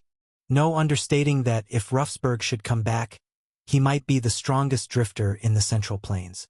Northern wanted to say in the world, but information didn't flow freely among other continents, so it was difficult to know how strong they were on the other side. Also, there was an underworld, although not confirmed yet. Tyrants and origins might live there, and even if they didn't, Northern was sure there were more people on the level of Sura or even stronger. People like that could probably one-shot the whole of Central Plains. Sucks for them that I exist, though. A wicked glint appeared in his eyes. Anyone who wanted to raze the Central Plains to the ground would have to raze him too, and he was not going to let himself be easily razed. Without even asking, it seemed like the Central Plains had gotten themselves a darkly powerful guardian angel or devil, and not even one of them appreciated it. Those ungrateful bastards. Northern's thoughts went silent as he looked over the whole thing to find something he might have missed. He knew he wanted to think about something else but had forgotten. Ah, yes, I remember. The creation of the dungeons could not have started with Ruffsburg. What Northern meant was that, according to the popular history of the Academy, it was created 300 years ago. And recently, he had found out that Milwa, the first principal of the Academy, created it with his friends. Those 2 friends, however, he did not know. What he did know was that Milwa had to be at the center of it. If the Academy started with Milwa, then it was possible that the dungeon, the idea to get stronger through fighting rifts alone, must not have been Ruffsburg's to begin with. So, he wasn't the original mentally derailed dude. However, Milwa must have left off at a point that made it easy for Ruffsburg to continue. Or did he become successful and eventually die? No, I don't think so. If Milwa had become a luminary, the world would have recorded it. But no one mentioned him as a luminary. The last luminary was from 500 years ago. Ah, I definitely need to find out more about this. I guess it's time for me to go to the main library. The main library was located in the main school. The place was one of the reasons Northern had come to the Academy. He had before decided to tackle things one after the other, but this discovery about a dungeon in the underground of the Academy changed everything. The possibility of the Academy founder being a part of this, the very reason for why the Academy could have been created, and even down to the sea of red clouds. Northern could feel something dangerous looming at the bottom of all these secrets. This was why he needed to go to the library. He didn't just want to speculate. He wanted to be sure what he was saying. And for him to be sure, he needed to grapple with history as hard as he could. He sighed tiredly and looked at the rest of the red crystal. I guess I will have to set this aside for a while. Northern looked outside. The afternoon was getting late, but it was still until 6 p.m. before school closed fully. He glanced at the day star and watched how the shadows of the nearby plants subtly shifted. It was an old trick to tell time he had learned from his old world, and gladly the same principles still applied here. It was one of the very few similarities Trial and Earth had. He slowly pulled off his shirt, revealing his perfectly aligned body. At that moment, a sudden yelp entered Northern's ears. Frowning, he turned around to the other side of the stream, beyond the garden, and narrowed his eyes. "Who's there? Show yourself this instant." Northern's voice rang with terror. He had not perceived anyone with his perfect spatial awareness until the person had made a sound. He didn't even know that anyone was there. Slowly, from behind the tall flowery grass, the figure shifted out. The first thing that caught Northern's attention was the white hair that seemed to blindingly shine beneath the rays of the day star. Snow-white hair that fell just to the shoulders, framing childish and almost aloof facial features. His frown deepened. "Who are you and what are you doing here?" His voice loudly traveled across the stream and reached her with no problem. The lady blinked her pale blue eyes, so aloof that the words had passed her without her realizing. Her focus instead was stuck on Northern's body. Northern suddenly frowned and stepped back, but before he could finish the step, the lady's index finger was already slightly touching his abs. "How do you get a body like this?" Before even minding the question, Northern's mind flared at something else entirely. What? What just happened now? Chapter 652. The Strange Girl, Part 2. Creasing his forehead into a grim frown, Northern used a finger to push the girl's head, shoving her backward in an ungentlemanly manner. The girl looked like she was naturally a blank person, almost like a robot. There was something about her that screamed Raven. They did not have the same hair, neither did they have the same eyes or body structure or even height. Raven was more womanly. I can't believe I am calling her womanly right now. This girl, however, looked childish and did not look as cold as Raven always did. She also looked too innocent to be compared to Raven. What she truly radiated was unannounced strength. There was an aura that shrouded her in an atmosphere of power. Just like how her speed had surpassed his eyes. Maybe he was a bit distracted, so he didn't see when she moved. However, she had been standing there the whole time, and he did not even sense her presence. There was no mistaking it. The girl was strong. She wore the white uniform of the combative school, so Northern already knew where she came from. The question, however, was what she was doing here in the non-combative school, much more in Alina's private smithy. "Who are you? And what are you doing here?" Northern's tone this time dripped with venom. The girl looked more intensely at Northern and cocked her head left, like a cute white puppy, then right again. Finally, words came out of her small mouth. "You have a nice body." "Yeah, thank you. But why is a combative school student here in the non-combative school?" She could feel Northern's tone laced with malice. She responded, her voice soft and unaffected by the intimidation in his voice. "I got lost, looking for macho men." She pointed to him, her eyes void of any light at all. "You are no macho man, but your body, I like it." Northern contorted his face in disgust. Who the hell is this supposed to be? Is this how people from that school are? Nasty and disrespectful? She looked like she was 13. Northern was sure he was old enough to be her elder brother, and yet here she was admiring him. Maybe she was one of those noble children who had been spoiled, so they went around thinking they could just have anything they wanted, including men. He looked down at his body, irritated at the point she had touched. "Crap, I hate being touched. I think I am going to have to take my bath twice." He didn't know when it came about, but as Northern's body began to change, getting touched by anyone at all, especially his bare body, left him utterly disoriented and irritated. Northern suddenly threw his eyes in a direction. Couple of seconds later, the steps of 4 humans entered their ears. When the girl heard the sound, she slightly tilted her head and looked in the direction Northern had been looking. Her face reflected scrutiny and almost an unnatural level of understanding. The next moment, however, her childish blankness was back. "Your Highness! Your Highness! What are you doing? We have been searching for you," one of the students shouted as all 4 raced towards her. She was a lady amongst them with pale pink hair that spiraled down her neck in several large strands. Her eyes were large and brimming with caution, but a dark frown was severely tied to her face even as she lowered her knees to the lady in front of her. She seemed to be the leader of the group. "Your Highness, please, you should stop wandering off to the non-combative school." Northern watched them with a strange expression on his face. "Your Highness, that means she's royalty? What country?" He guessed Riemgard but didn't think so. The lady's white hair was similar to his, but all other Riemgard princes and princesses probably had scarlet red eyes. Even her blue eyes paled in comparison to his, so it couldn't be Riemgard. Then which country could it be? Northern was baffled with the confusion. While her subordinates addressed her, the girl said nothing and just stared at Northern. Immediately, the lady kneeling shot to her feet and turned to Northern with a dark frown on her face. "Did you put your hands on the president?" she asked, her voice arrogant as her hand gripped the hilt of the sword strapped to her waist. Northern averted his gaze from the sword and laid it on her, his eyes glowing gently with a cold light. The look in his eyes sent shivers down her spine. She stepped back a little. "Weird fellow.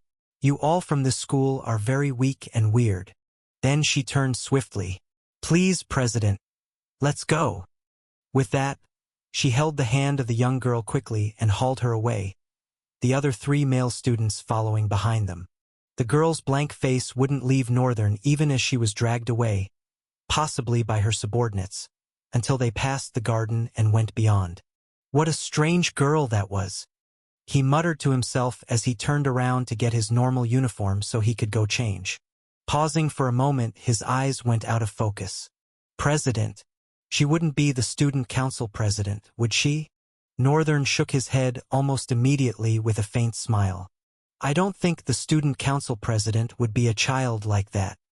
He gathered his clothes and walked out of the forge, going behind it where it led to a washroom. After a while, Northern came out in a lusterless, neatly ironed black uniform. He transported the processed rethium ores into the limitless void, summoning a tiny rift that just sucked everything in. Then he left and headed for the main school. After about 15 minutes of walking, Northern was in the premises of the main school. The sheer number of students he began to see immediately after stepping foot beyond their gate was amazing. Usually, from the other school, it looked like students were not available at all or were very few. They were rarely seen and were always inside their workshops working. However, here was different. Male and female students, donned in white uniforms, walked around in cliques. It brought the real feeling of a true academy that he didn't get to feel from his first day in school. However, almost all of them were looking at him with disdain. Chapter 653. The Main Library, Part 1. Northern, without a care in the world for the sinister glares that the students threw his way, walked to the library. Before delving into what he truly came for, his plan was to meet the librarian. When he got admitted, Heimberger had allocated an office to him, and he was supposed to go to the librarian to receive the key and location of the office. Because Northern had been too busy for the past 3 weeks, he hadn't gotten a perfect opportunity. Sometimes he even forgot. But today he was finally going to do so and get to the office where he could have his privacy, to a certain degree at least. He didn't want to believe that Heimberger wouldn't bug the office in some way to monitor him. This was the thing about humans. When they see someone incomprehensibly strong, instead of letting them be, they begin to poke their noses around. Northern planned to allow Heimberger to satisfy his curiosity. For now, though, he had plans for both him and his lackey. The library was almost like a metropolitan building. It was, in fact, the longest glass building that Northern had taken note of when he first arrived at the academy. It was a marvel of modern architecture, a towering glass skyscraper that reflected the shifting hues of the sky like a living painting. Its exterior was a seamless blend of mirrored glass and sharp, steel accents, giving it an ethereal quality that made it seem as though it were both a part of the heavens and the earth. The Daystar, whenever it hit the structure, refracted through the glass, creating a kaleidoscope of colors on the surrounding cobblestone paths. The sheer height of the building was enough to make any onlooker crane their neck in awe. It stretched so high into the sky that the top floors often disappeared into the mist on cloudy days, making it seem endless. The exterior was adorned with subtle carvings on its steel supports, depicting constellations, symbols of the constellations' churches, and excerpts of ancient texts, all glowing faintly whenever shadows drifted by. The main library stood so magnificent, and was a mark of the Academy's center. No matter from what angle or how far as one was within the Academy, they could see the library. Oftentimes, students used the main library to navigate their way through the enormous space of the Academy. At its base, the library had an open plaza, paved with white and gray stones arranged in a pattern that resembled a spiraling galaxy. Northern could find students and staff alike often, either seated on the curved benches circling the building or walking along the pathways that connected the library to various parts of the Academy. The main entrance was no less imposing. A set of double doors, crafted from tempered glass and framed by steel in the shape of entwined branches, welcomed entries. Above the entrance, an enormous symbol of an open book, etched in gold runes Milwa Arajimo, glimmered under the daystar. The doors slid open silently, and Northern entered inside. The first thing he noticed was the chills that clung to his body. Before getting the chance to explore more of the library, the officer standing by the door directed to the man seated behind a desk at the corner of the library.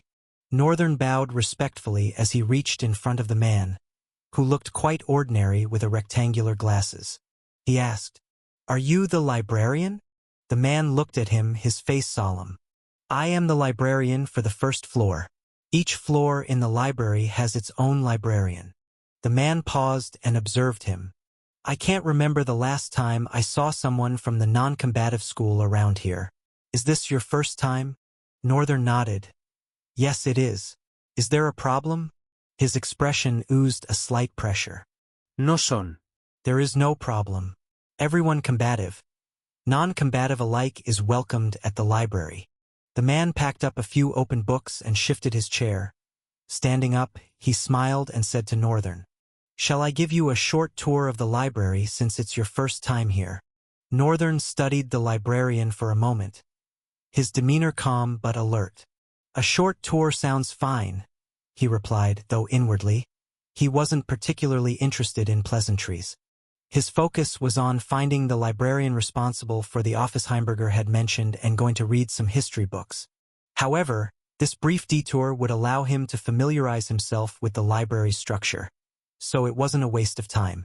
The librarian nodded, his rectangular glasses catching the soft, ambient light.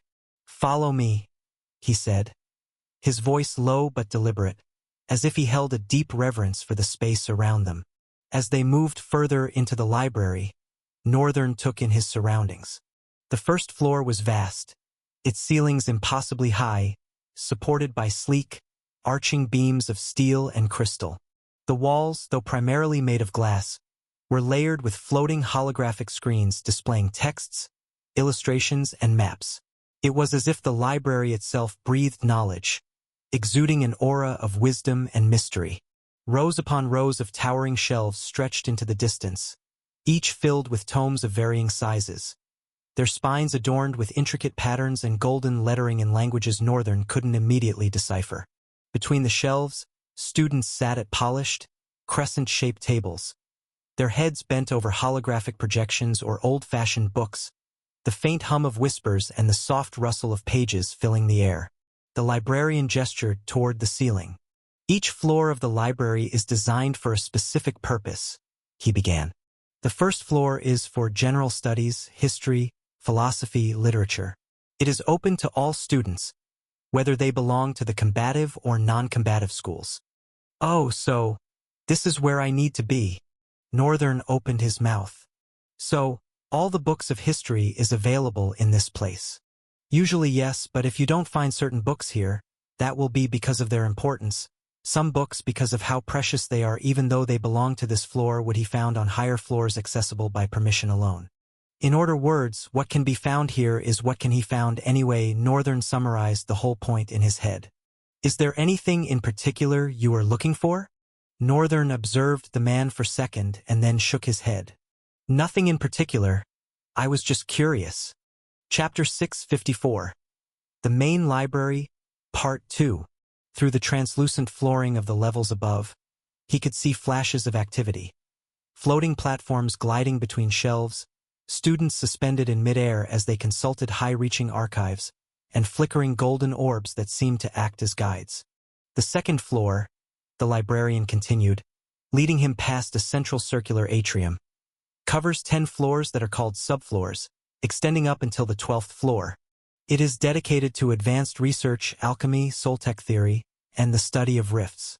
It's a restricted area, accessible only to those with the proper clearance. Northern glanced at the grand spiral staircase that twisted its way upward through the atrium like a helix of light and steel. He could feel the faint hum of soul essence emanating from it.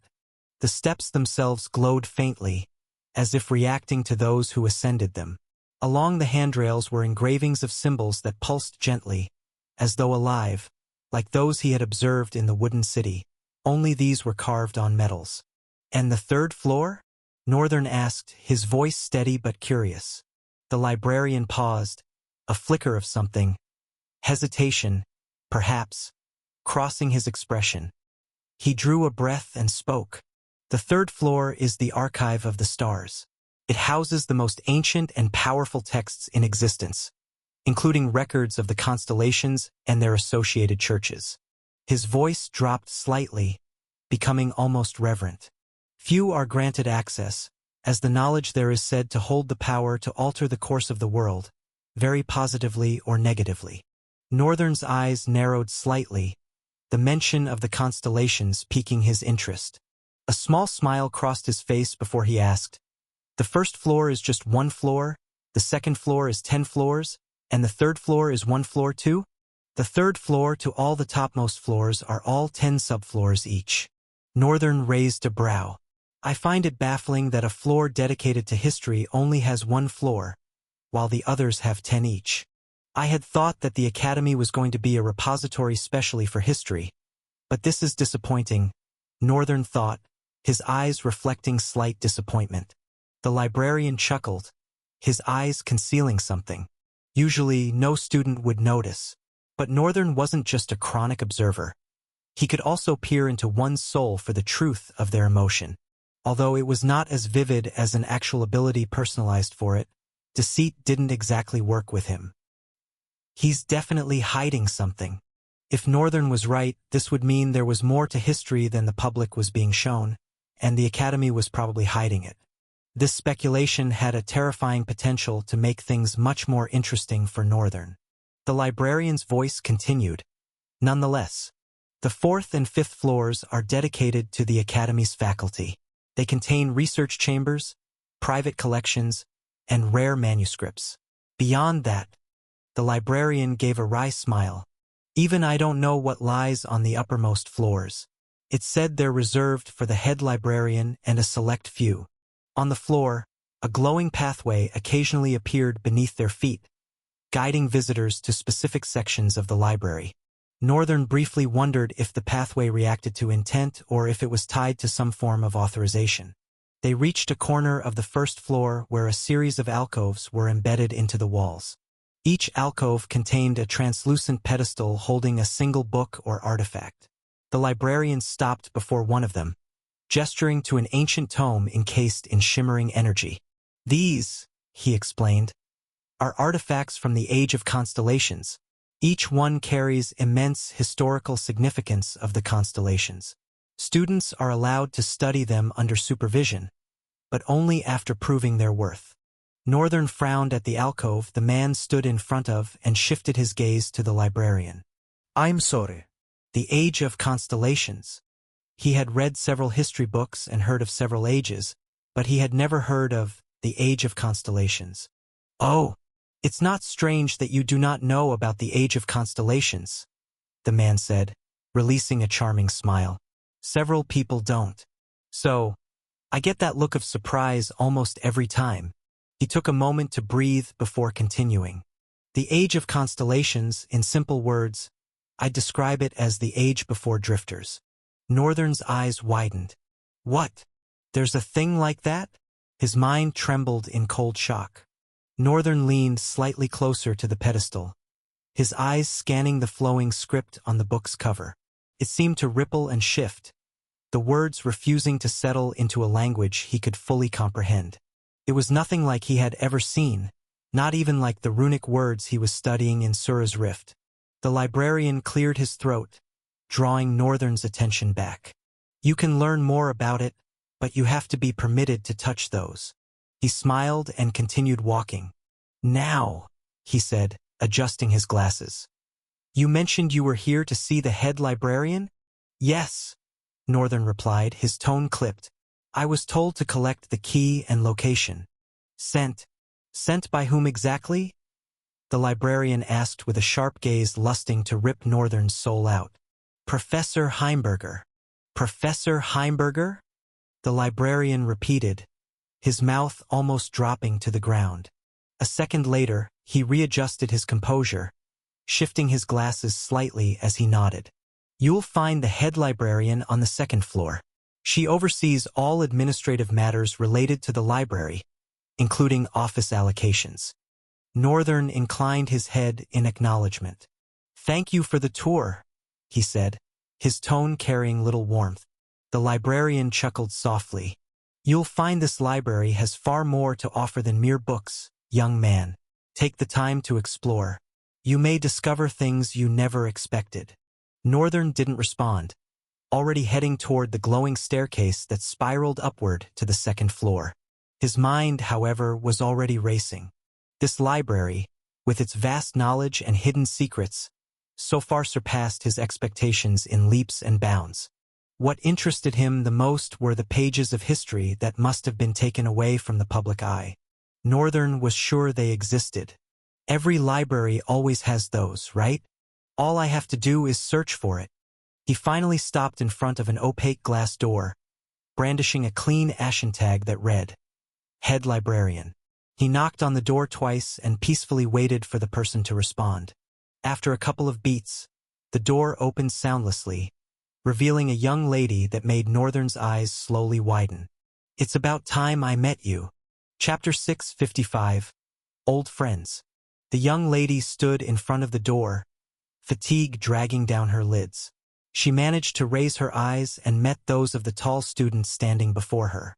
What caught her attention at first was the blank uniform. Not often did one see a non-combative student in the library. In fact, she'd been here for over 6 months, and she had never seen one of them. Little did she hear of the discord between the two schools, and little did she care. None, actually. She did not care. A dark grimace slowly appeared on her face as she saw the boy grinning, his eyes looking at her as if they were both familiar. But she was sure she didn't know this bastard anywhere. Damn, I'm cussing too much. Damn. The work is to be blamed. Her mind slowly drifted back to buried memories as the question occurred to her. Northern. As the name found its way to her mind, along with its glorious memories, the blue eyes that stared silently at her suddenly felt familiar. Who the hell are you and what are you looking for? Northern waved a hand with a pleasing smile. Hi, I am Lael, and I am here to see the head librarian. The dark-skinned lady's grimace got even fiercer, almost making him shiver. She said nothing but instead walked out the door, muttering, These damn noble bastards, raised without respect. I wonder if they come from rage cows. Northern heard her clearly. However, he said nothing, instead admiring her cursing ability. It looks like I am a lot of influence to people. But he didn't think he was that much of an influence. These people had it in them. It seems Vita, in particular, had even surpassed him. Although they weren't so close, she was always stuck to Annette, so she probably heard him curse a lot. She stopped in front of the door and banged it with no regard for the fragile wooden slab or the person behind it. You have a student waiting here for you. Her tone was as disrespectful as her knock, perhaps more. Ah! Even though muffled by the door, Northern could still hear the familiar voice. For it to make it all the way outside, the person inside must have had to speak at, perhaps, their highest pitch. Northern couldn't imagine it. And have their relationships always been like that? His eyes shifted with uncertainty as Vita hurled herself back to her seat. She settled in her chair, her face buried behind the large piles of paper on her table. You can go in now, her voice reached him. The timing she spoke seemed to have been deliberate. She didn't exactly wait for her master's consent. At least now I know where she got it from. I'm glad I was not the one, but I'm still worried about Ryan. A small smile adorned his face. It seemed that Annette and her mentee had managed to land themselves good positions at the academy. And if truly Annette was the head librarian, things were going to be easier for him than he thought. His smile grew wider. Before it spiraled out of control, Northern erased it off his face and slowly turned the doorknob. Before a well-furnished glass wall directly opposite the door was a large and wide table that spread in a crescent arc, created with rare gray wood. More than the spectacular ashen radiance of the room, Northern was absorbed in the sight of the lady sitting behind the table, her eyes fixed on something as her right hand trailed off, drifting back to a certain beginning and trailing off again.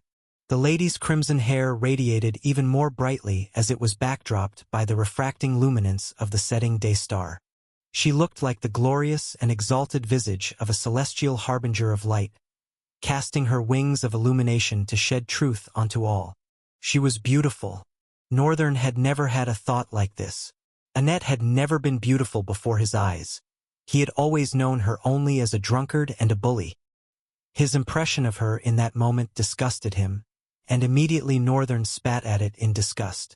Finally, she put down the quill pen in her hand and looked up to see the person that had entered her office. Oh, from the non-combative school. What business might a fellow like you ha? Her eyes slowly widened as they fully processed the visage of the boy that stood before her. Immediately, her eyes narrowed into a suspicious frown.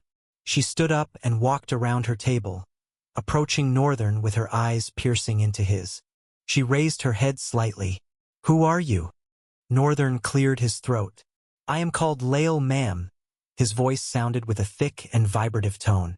Lael, that's a unique name, she responded, caressing her chin with her index finger and thumb. After pausing for a few seconds, she raised her hand and covered the boy's hair. Her eyes squinted, her suspicion becoming more profound. She dropped her hand, curling a corner of her lips. Her face contorted into a wry grin. You must be insane if you think dyeing your hair is going to prevent me from recognizing your ass. Northern released a disappointed sigh. I was hoping you wouldn't, really. It would have been fun playing around with you. An ass? Really? I know you have a bastardized tongue. But when did you become so vile? To be honest, North boy, I have no idea. She raised her eyes, tapping her chin for like 2 beats. Let's see. Probably around when the workload around here became too much. She looked at him with a wide grin adorning her face. I think I might have picked them up from the way you speak. Northern shook his head dejectedly. Couldn't you have found better qualities to pick up? Seriously, you guys? He sighed again. A sincere smile climbed up Annette's face. This one, different and more welcoming than the former. It's great to see you around, Northern. You definitely have changed. Northern looked at her with a dubious grin. And you have become different. I don't see a bottle of beer around. You were much better with bottles of beer, honestly. Chapter 656. Bad news. Northern sat comfortably on a portable wooden chair. 3 identical chairs surrounded a round coffee table. As if to announce their purpose, small ceramic cups sat directly in front of each chair. Annette was filling one with coffee for Northern right now. She closed the jug's nozzle, set it at the center of the table, and sat down across from Northern, staring intently at him. Northern, on the other hand, closed his eyes, breathing in the coffee's earthy aroma. It reminded him of a special kind of almond that he'd only seen in one area. Actually, they weren't almonds but smelled like the ones from his original world. It had been the first familiar scent he'd perceived, and every time he went to that tree to rest, he took the opportunity to drown himself in memories of the past. Annette watched as he curled his lips, breathing in and out with delight written heavily on his face. Will you cut that crap and have that drink? Her tone resounded with venomous intent. Northern opened his eyes. That is not a way to talk to your benefactor. I am very sure all of you in the Dark Continent owe your lives to me. Annette grinned evilly and folded her arms as she leaned back in her chair. You think so? It was all you. Her tone was cocky. Northern's countenance became gloomy. Raven had more to do with our freedom than you did. I knew it. Right from the moment she suddenly smirked, he knew she was going to mention that name. They probably never went around here without mentioning it. She was perhaps like a martyr to these people. And the thing about martyrs is they raise faith instead of quenching it. Raven was probably like some hero in the hearts of these people. But him? He was the one who killed Call and sealed back Kairos. If he hadn't sealed Call's master, forget escaping the Dark Continent. All of them would probably be lifeless by now, their bodies food for ravaged mob monsters and the soil. At least they were grateful. Maybe he was just jealous that all Raven did was deceive and trick them, with an excuse to carry the burden alone. She killed thousands mercilessly, all for the sake of their freedom. I hope she's suffering where she is. In fact, dead. If she wasn't, she would be the day she stepped into the Central Plains. Too bad for her he couldn't reverse what had been done. Your look changed. What, are you jealous? Right on the nail, Annette hammered her words. You must be feeling very inferior to the Dark Continent hero. Northern stayed silent, his expression unreadable for a few minutes. Then he smiled politely. The smile was so awkward and unsettling. It made Annette question the identity of who sat before her. Raven? Inferiority? I cannot feel inferior to Raven. Why would I? I am stronger than her. You don't know how much more powerful she has grown in the past few months. And you don't know if she's dead. Oh, I know she isn't. Annette's cocky smirk returned for a moment, then was replaced by a serious demeanor. Northern was also affected. She knew about Raven's well-being. That could not be. Everybody who could leave the Dark Continent that day had left, except Raven and Terrence. Anyone else who couldn't be accounted for was definitely dead. So, Northern wasn't entirely sure how she could be so certain. And judging by the look on Annette's face, it didn't seem like she was joking. But just to be sure, you are kidding, right? The rigidity on Annette's face only became more pronounced. Northern remembered seeing her in this mood only during battle. He glanced around the room at the skyscrapers of stacked papers. Well, this is some kind of battle. He looked into her eyes, his own faintly glinting with an intense light. How are you so sure? Did someone reach you from over there? Yes, Raven herself.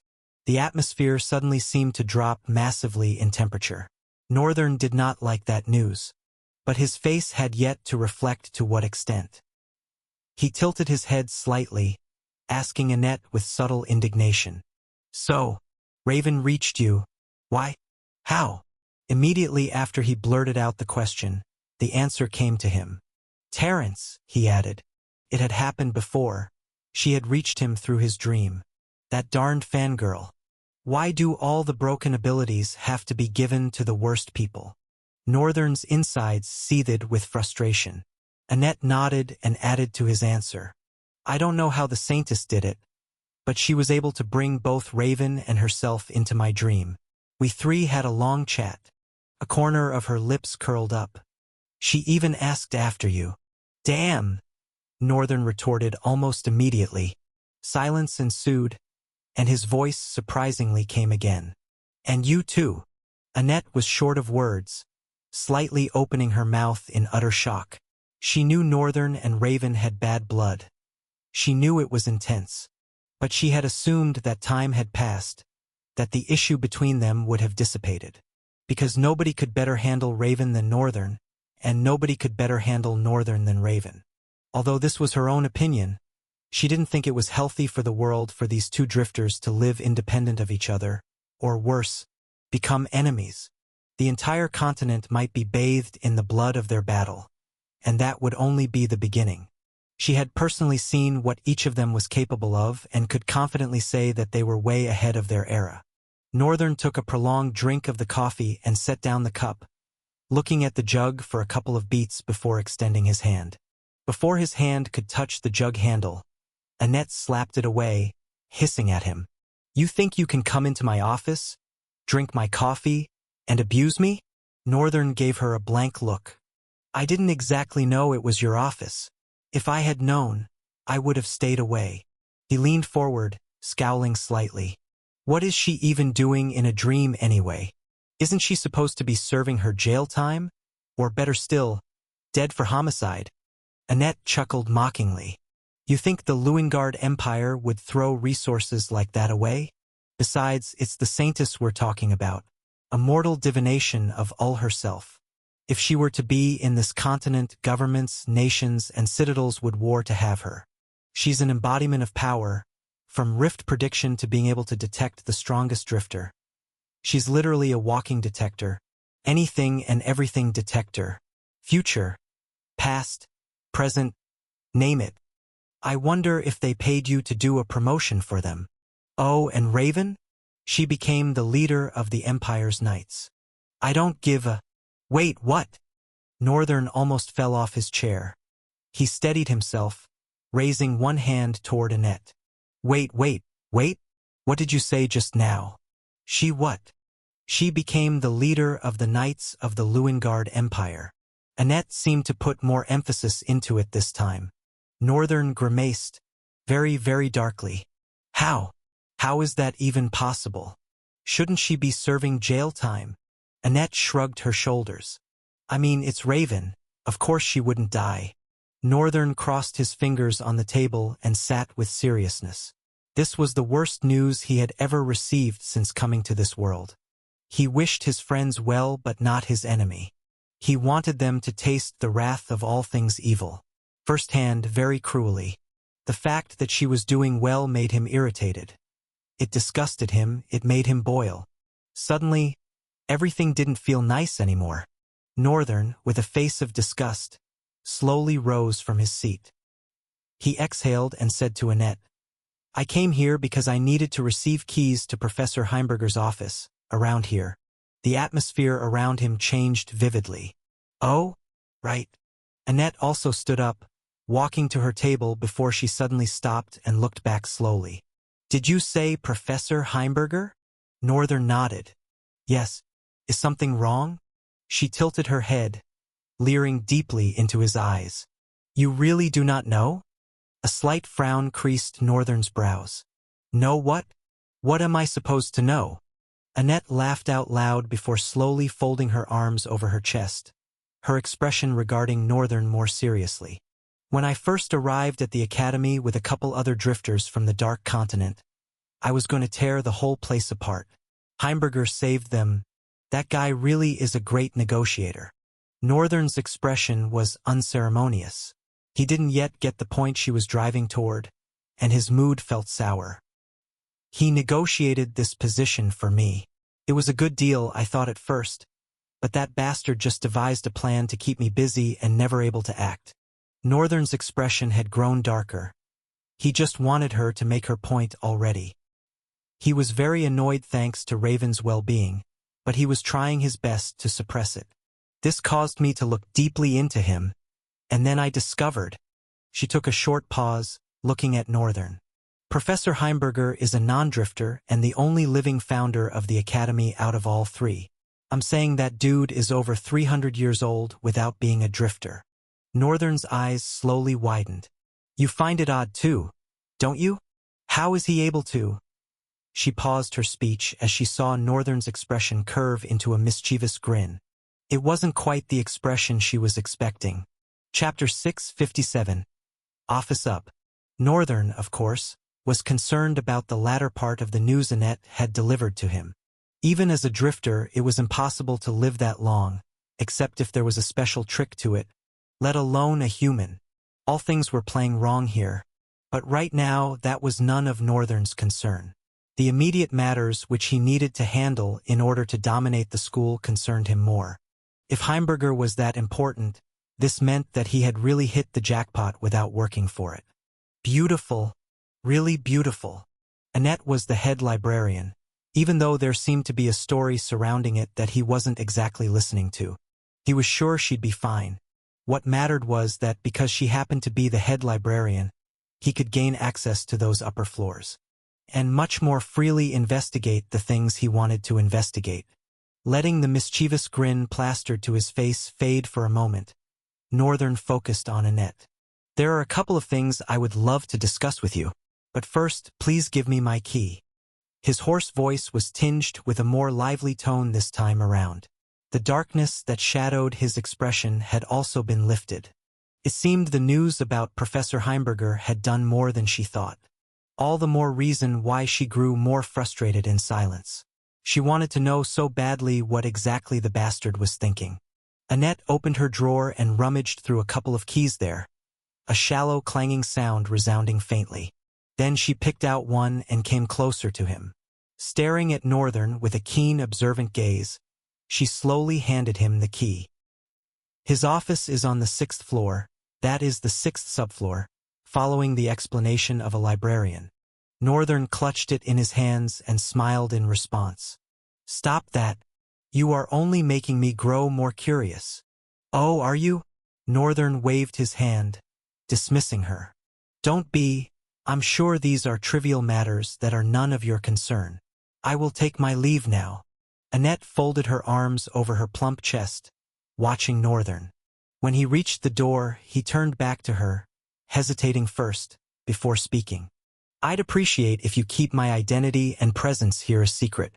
Not even your assistant should know." Annette's grin widened. "What do I get for that?" Northern scrunched his face tiredly and turned away. "Go ahead and tell the entire school about it then." He opened the door and stepped outside, closing it behind him. He threw one last glance at the dark-skinned lady who was already in a deep sleep, releasing snores that threatened to quake the air. Northern shook his head. He could not imagine what life for these people would be. "I should be more grateful about where I am." He finally stepped out of the head librarian's office. The first thing he did was head upstairs to the higher floor.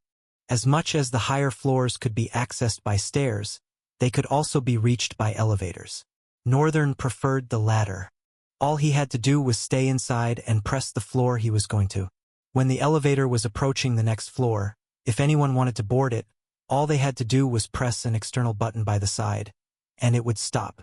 It was the exact same structure as the elevator Northern was used to, except it had a different design. Its interior walls were like transparent plastic, and Northern could see several mechanisms of wheels that rolled together, each functioning as part of a larger whole as the elevator floated upward. By the time Northern was heading to the 6th floor, more than 6 students had already boarded the elevator. No one paid attention to him or even spoke, but the condescension in their gazes was louder than anything they could have said. Upon reaching the 6th floor, the elevator stopped and Northern squeezed himself through from behind people.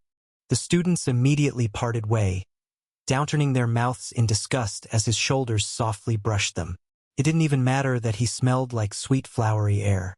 Northern eventually made it out, glanced back at the elevator as it closed before making his way to Professor Heimberger's office. The 6th floor was as big as every other floor. The most prominent thing about this floor was that it had fewer bookshelves and more doors. The doors led to private reading rooms and non-teaching staff offices. He could see the tags on each door as he passed by. Private Reading Room 1. Private Reading Room 2. Administrative Office. And finally, after cutting across a corner, he reached a 2-door entrance at the end of the hallway he had branched into. There he saw Professor Heimberger. He inserted the key into its hole, and as he attempted to turn it, the key turned on its own. It twisted left, then right and left again, then turned 180 degrees before stopping. Slowly, the door drifted open before Northern. As he stepped inside, he was assaulted by a cloud of thick, choking dust. Having to wave his hand to chase away the immediate dust in front of him, Northern took a brief look around the room. It was a smaller version of what he had seen in Heimberger's actual office. Plush couches lined the front of the table, facing each other with a wooden center table between them. To the right side was a bookshelf carved into the wall, its books in a ragged state, some fallen off, torn. The ones that managed to find solace in the shelf were covered in dust. Then to the left was a corner that led to another compartment. Ahead of the plush couch was the same arch table and large brown leather chair. They both were much smaller versions of what Northern saw in Heimberger's other office. To actually be managing a place like this felt like an honor. The place, after he was done with cleaning, was definitely going to be better than his room in the dorm. Night Terror. From his shadows manifested a four-armed, devilish monster. Night Terror's eyes gleamed with crimson flare as they rose to regard his master. Get Jesai, Linus, and his other two minions for me. No way I am going to clean all this. Night Terror lowered his head in reverence and immediately disappeared into Northern's shadows. Chapter 658. Cheat Progression. Northern retreated for the day while he left Linus, Jesai, and the other two minions to clean the office. And by retreating for the day, this meant he withdrew to Limitless Void to continue his session with Byron. Both of them stood over 100 meters apart from each other. Byron's expression was stiff and somewhat strange. Northern, on the other hand, etched his face with a cold expression. Today he was going to be clashing swords with Byron. It was the section of their training routine that both of them hated. For Byron, he despised having to point his sword at Northern and hesitated to. Northern hated swinging at Byron because he always missed.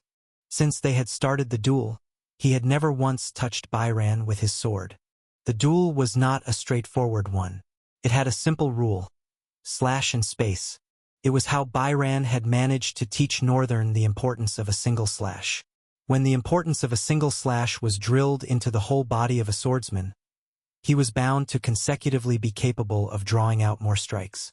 The probability of smoothly flowing into a link of sword techniques combo is cultivated from one's familiarity with a single strike. Hence the nature of the duel. Both of them were to stand apart at 100-meter distance and cover it as fast as they could, alongside a powerful slash of their sword all the way from their first step to their last. This meant that from the moment Northern started running, his sword was soaring into the air, and when he reached his last step, it was diving down to sever the ligaments of his opponent. Only that he only severed the ligaments of air, if they had any, but they do have ligatures, only that a sword attack was not powerful enough to pierce through that reality. Maybe that will. Even though Northern did not want to, he could not help it. The first technique of Moonlit Whisper sword style had left an insatiable hunger in his mind. It did benefit him that he had something tangible that he was working towards, but it could also be very frustrating at times. A lot of times. Sharpening his focus, Northern adjusted his grip around Stainless hilt. All 10 fingers clenched tightly again as he positioned the sword before himself, its blade dividing his face in twain. His eyes, although his action seemed cocky, he had a good reason for it. He just would never bear a blade against his master no matter what, not even with the excuse of training. Northern's eyes locked in and his form became a blur. He streaked along the distance like a terrifying gale explosion, Stainless slicing through the air, as his legs carried him forward at an almost blinding speed. As he reached Byron's front, the Odachi sword carved a crude arc downwards, viciously intending to sever the Sword King. Byron's reaction was fast. No, slow. He stood there, watching the sword come upon him, and at the last minute, he turned his body to the side, not moving away from his position. His eyes followed slowly as the Odachi blade swung down in front of him and cut the air. A massive shockwave surged directly forward as the blade's tip hit the ground. The floor of the Limitless Void was impossibly sturdy, causing it to retain no cracks. However, the wind roared painfully as the shockwave rolled forward like an invisible storm, ripping the very air apart. Northern frowned at the after-effect of his sword. This has never happened before. He staggered back, his eyes slightly widened in confusion. His eyes slowly moved to Byron. What is this? What is going on right now? All I did was strike? His tone sounded unsure if that was all he even did. I mean, was it not? Such a terrific result of a single strike he had never seen. Byron, however, smiled. His eyes were brimming with fulfillment. This is something that I very much expected. In fact, it is the reason why we were training all along. Northern raised a brow, trying to understand. Think of a strike that is like compressing 1,000 strikes inside one. Northern's mind envisioned it as Byron spoke. He admitted, "I suppose a strike like that will be terrifying." Byron extended his hands, gesturing at the direction that the shockwave of Northern's strike had traveled. 1,000 strikes resounding in one. Northern frowned. "Don't you think it's too early for me to be achieving something like that? I mean, training has barely been 3 weeks." "Exactly. I have never had a student like you. This is an essence of swordsmanship that usually took 10 years to grasp. Swordmasters spent ages in solitude trying to achieve what you just achieved. But I think your stubbornness to reach the realm of transcendence is what helped this time. Usually, one needed to practice with swinging 10,000 strikes every day for a long time for their muscles to regulate with the weight of a strike and be able to replicate it whenever, however they want." Byron paused, his eyes admiring Northern. "But you, Master, have somehow managed to achieve that in a few weeks with a few hundred repeated strikes." His eyes glittered with stars. After Byron explained, Northern understood that the muscles of one's body needed several hundreds of thousands of repetitions to recognize and regulate itself with what the weight of a sword strike meant. Since his body, however, was different, it adapted quickly to the pace of something, almost like it was learning. Northern achieved what would have taken between 10 years in a few weeks. "I feel like I am cheating my way through this." It was the same thing with blacksmithing too. He had learned almost everything there was to learn, and there was no weapon he crafted for Alina that she didn't like, although she wouldn't communicate that to him. She preferred to berate him instead. Northern looked at his sword for a while and raised his head to Byron. "Will you teach me the rest of your sword style?" Byron's eyes turned grave, shadows of worry creeping over his expression. "Master!" Northern smiled. "Don't worry, it will be different this time. I am not looking to jump into the realm of transcendence like that. I know it will take time. I just want to focus on evolving chaos for now." A smile crept up Byron's face, replacing the graveness with his usual lightheartedness. He swirled his sword. "All right then, Master. Let us ingrain the moonlit whisper into your very bones." Chapter 659, Moonlit Whisper, à Silent Destruction. Northern had a grasp of the first technique of moonlit whisper called single draw path. It was a standalone technique that stood as both the foundation and the peak of the moonlit whisper. When Byron explained this to him, Northern could actually picture evidently why it was so. He had, after all, seen how devastating the technique could be. It could open a carnival of sword techniques and also close it with a peak manifestation of a blade's cruelty. It all depended on its wielder. Moonlit Whisper was originally researched by warrior scholars who studied how moonlight interacted with water ripples. It emphasized minimal movement with devastating precision, treating the sword not as a weapon, but as a conductor of natural forces. Byron explained that the genius minds behind the entire sword style had aimed to create beauty rather than the crude nature of sword styles that existed back in his era. Northern was still unsure of many things, including what he meant by his aura. But he followed up nicely, and a lot of times, Byron's story behind each explanation always linked and made too much sense to be made up. Not by Byron, of course, but the forces of whatever had delivered Byron's soul to him. Single Draw Path was a linking sequence to evoke the true nature of the sword. It was like a prologue to the story of subtle, resplendent destruction that the sword had to tell, and an epilogue to close it on a good and satisfying note. A note that severed reality. Such a dangerous and terrifying style it was. The Moonlit Whisper. Having grasped a perfect understanding of the single draw path, Northern had a clear path to evoking the next technique. With Byron's guidance, it was achievable, although not easy. The Moonlit Whisper is a style that encompasses 3 main techniques. I explained before, single draw path is like the opening and closing. Then for the main body, the true devastating cruelty of the sword style, there is Silent Ripple Cut, Midnight Mirror, and Scholar's Reversal. Then the closing is Single Draw Path 2. Northern helped him finish in the manner of a question. With a responsive nod, Byron finally drew Dark Mortal from its sheath. The dark surface of the blade reflected eerily beneath the blue light of the Void Palace. Lightless rays cascaded on the blade, causing it to gleam with a stunning malevolence. A darkly beautiful visual for a sword of its kind. Byran looked at Northern and turned slightly away, making sure he was not directly facing his master. However, he positioned himself well enough for Northern to see from the side. I will show you all 3 sword techniques, firstly one after the other. Then afterward, I will combine them and show you their true power. He paused and looked at Northern. But I will only do it once. Northern's gaze sharpened, his entire being focused on Byron's form. The Void Summons warning had an underlying gravity that made the air in the Void Palace feel heavier than usual. Byron's stance shifted, almost imperceptibly. First, silent ripple cut.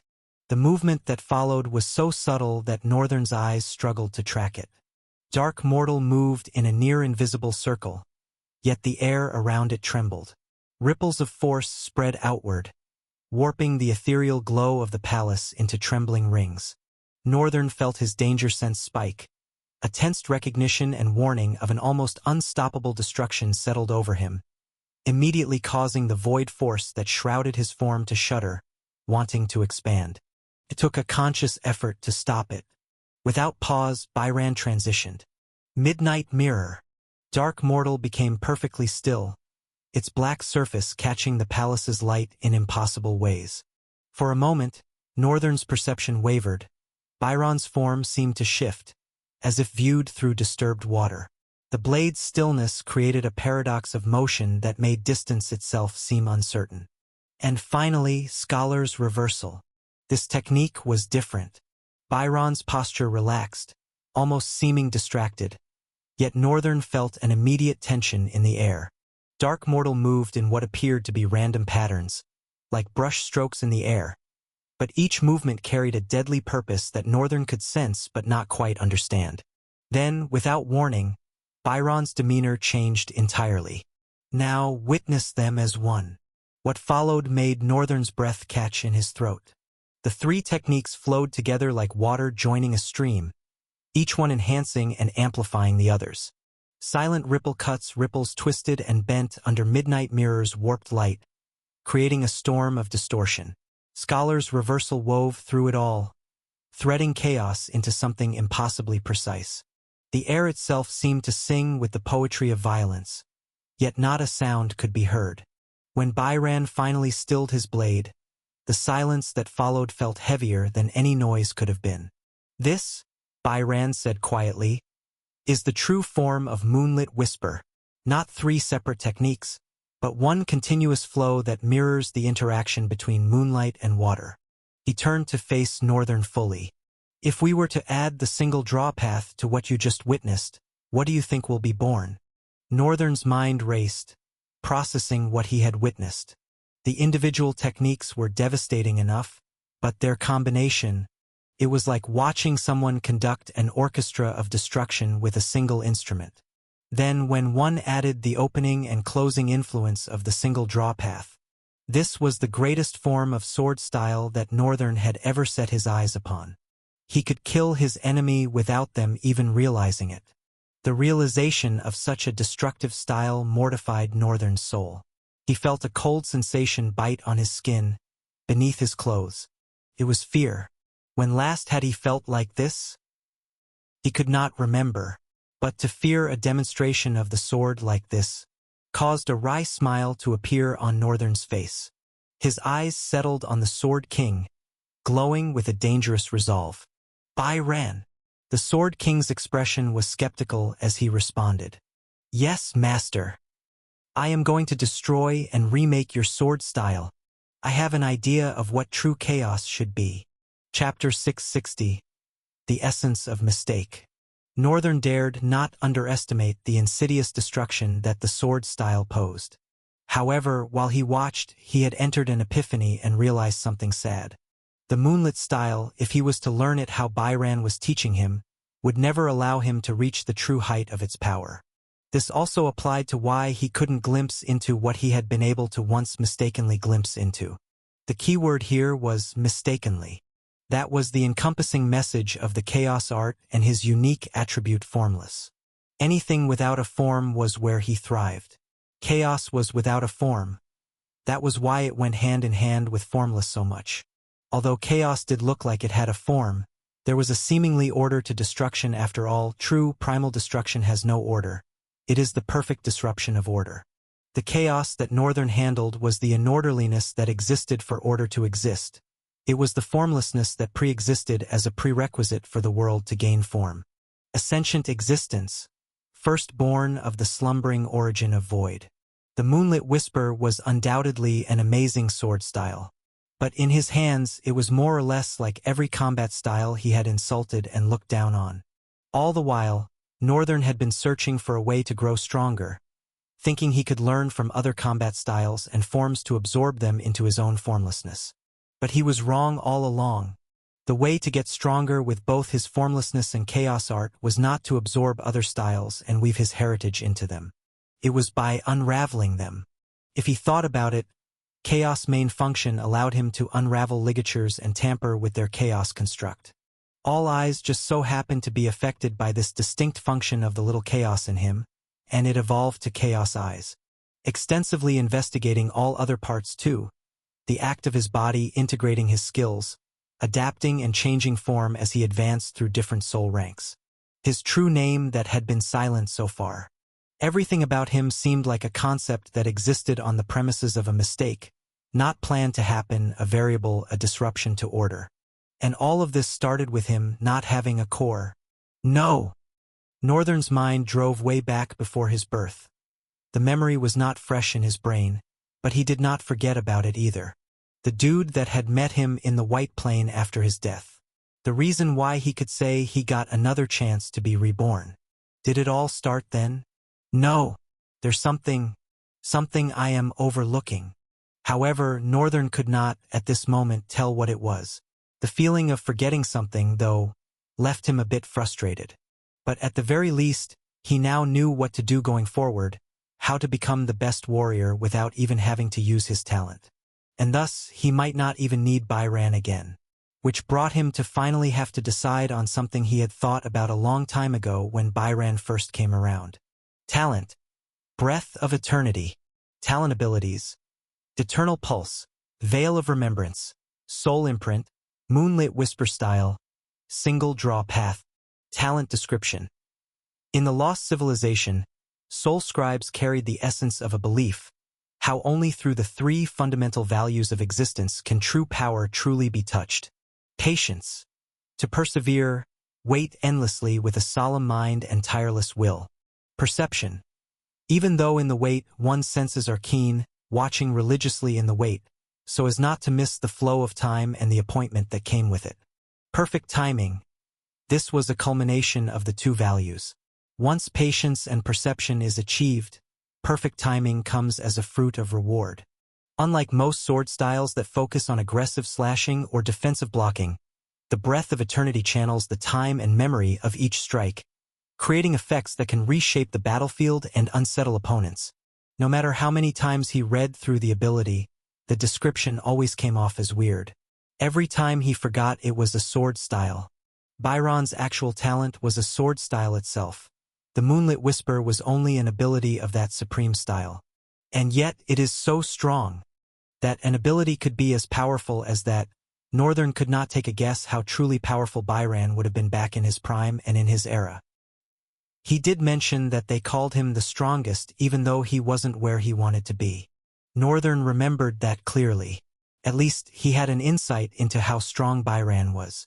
The problem he had been faced with now, since he decided to take a study of the Sword King's talent, was Northern leaned into the chair and crossed his leg over his table. After the cleaning, the office was radiantly sparkling.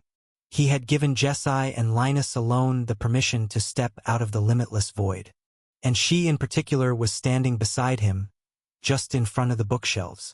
Her eyes closed, one hand standing a crimson spear next to her, while the other rested next to her body. What exactly was she doing there? Northern had no idea. When she had first appeared, he threw a glance at her, raising one of his brows in confusion. But she stayed silent and closed her eyes. Over time he just minded his business here. Northern glanced at her once more and sighed, returning his eyes to the floating panel before his eyes. It's still not coming out. Byron's talent was peak, a broken one. He literally had been lusting after it after reading it extensively. In fact, if he could copy it, he would have done so already and not needed to submit himself to training. But the question to copy the talent was not popping up. It usually came automatically when a person used their skill. However, even when Byran used his skill, it did not appear. This plagued him with frustration for a while. Having to see what he wanted so badly and yet not being able to have it. His chest would bite him at times. Other times it was as if his chest were folding. But he had to deal with it anyway. The talent was just too amazing. Every time he looked at it, he was stabbed with an almost physical pain of jealousy.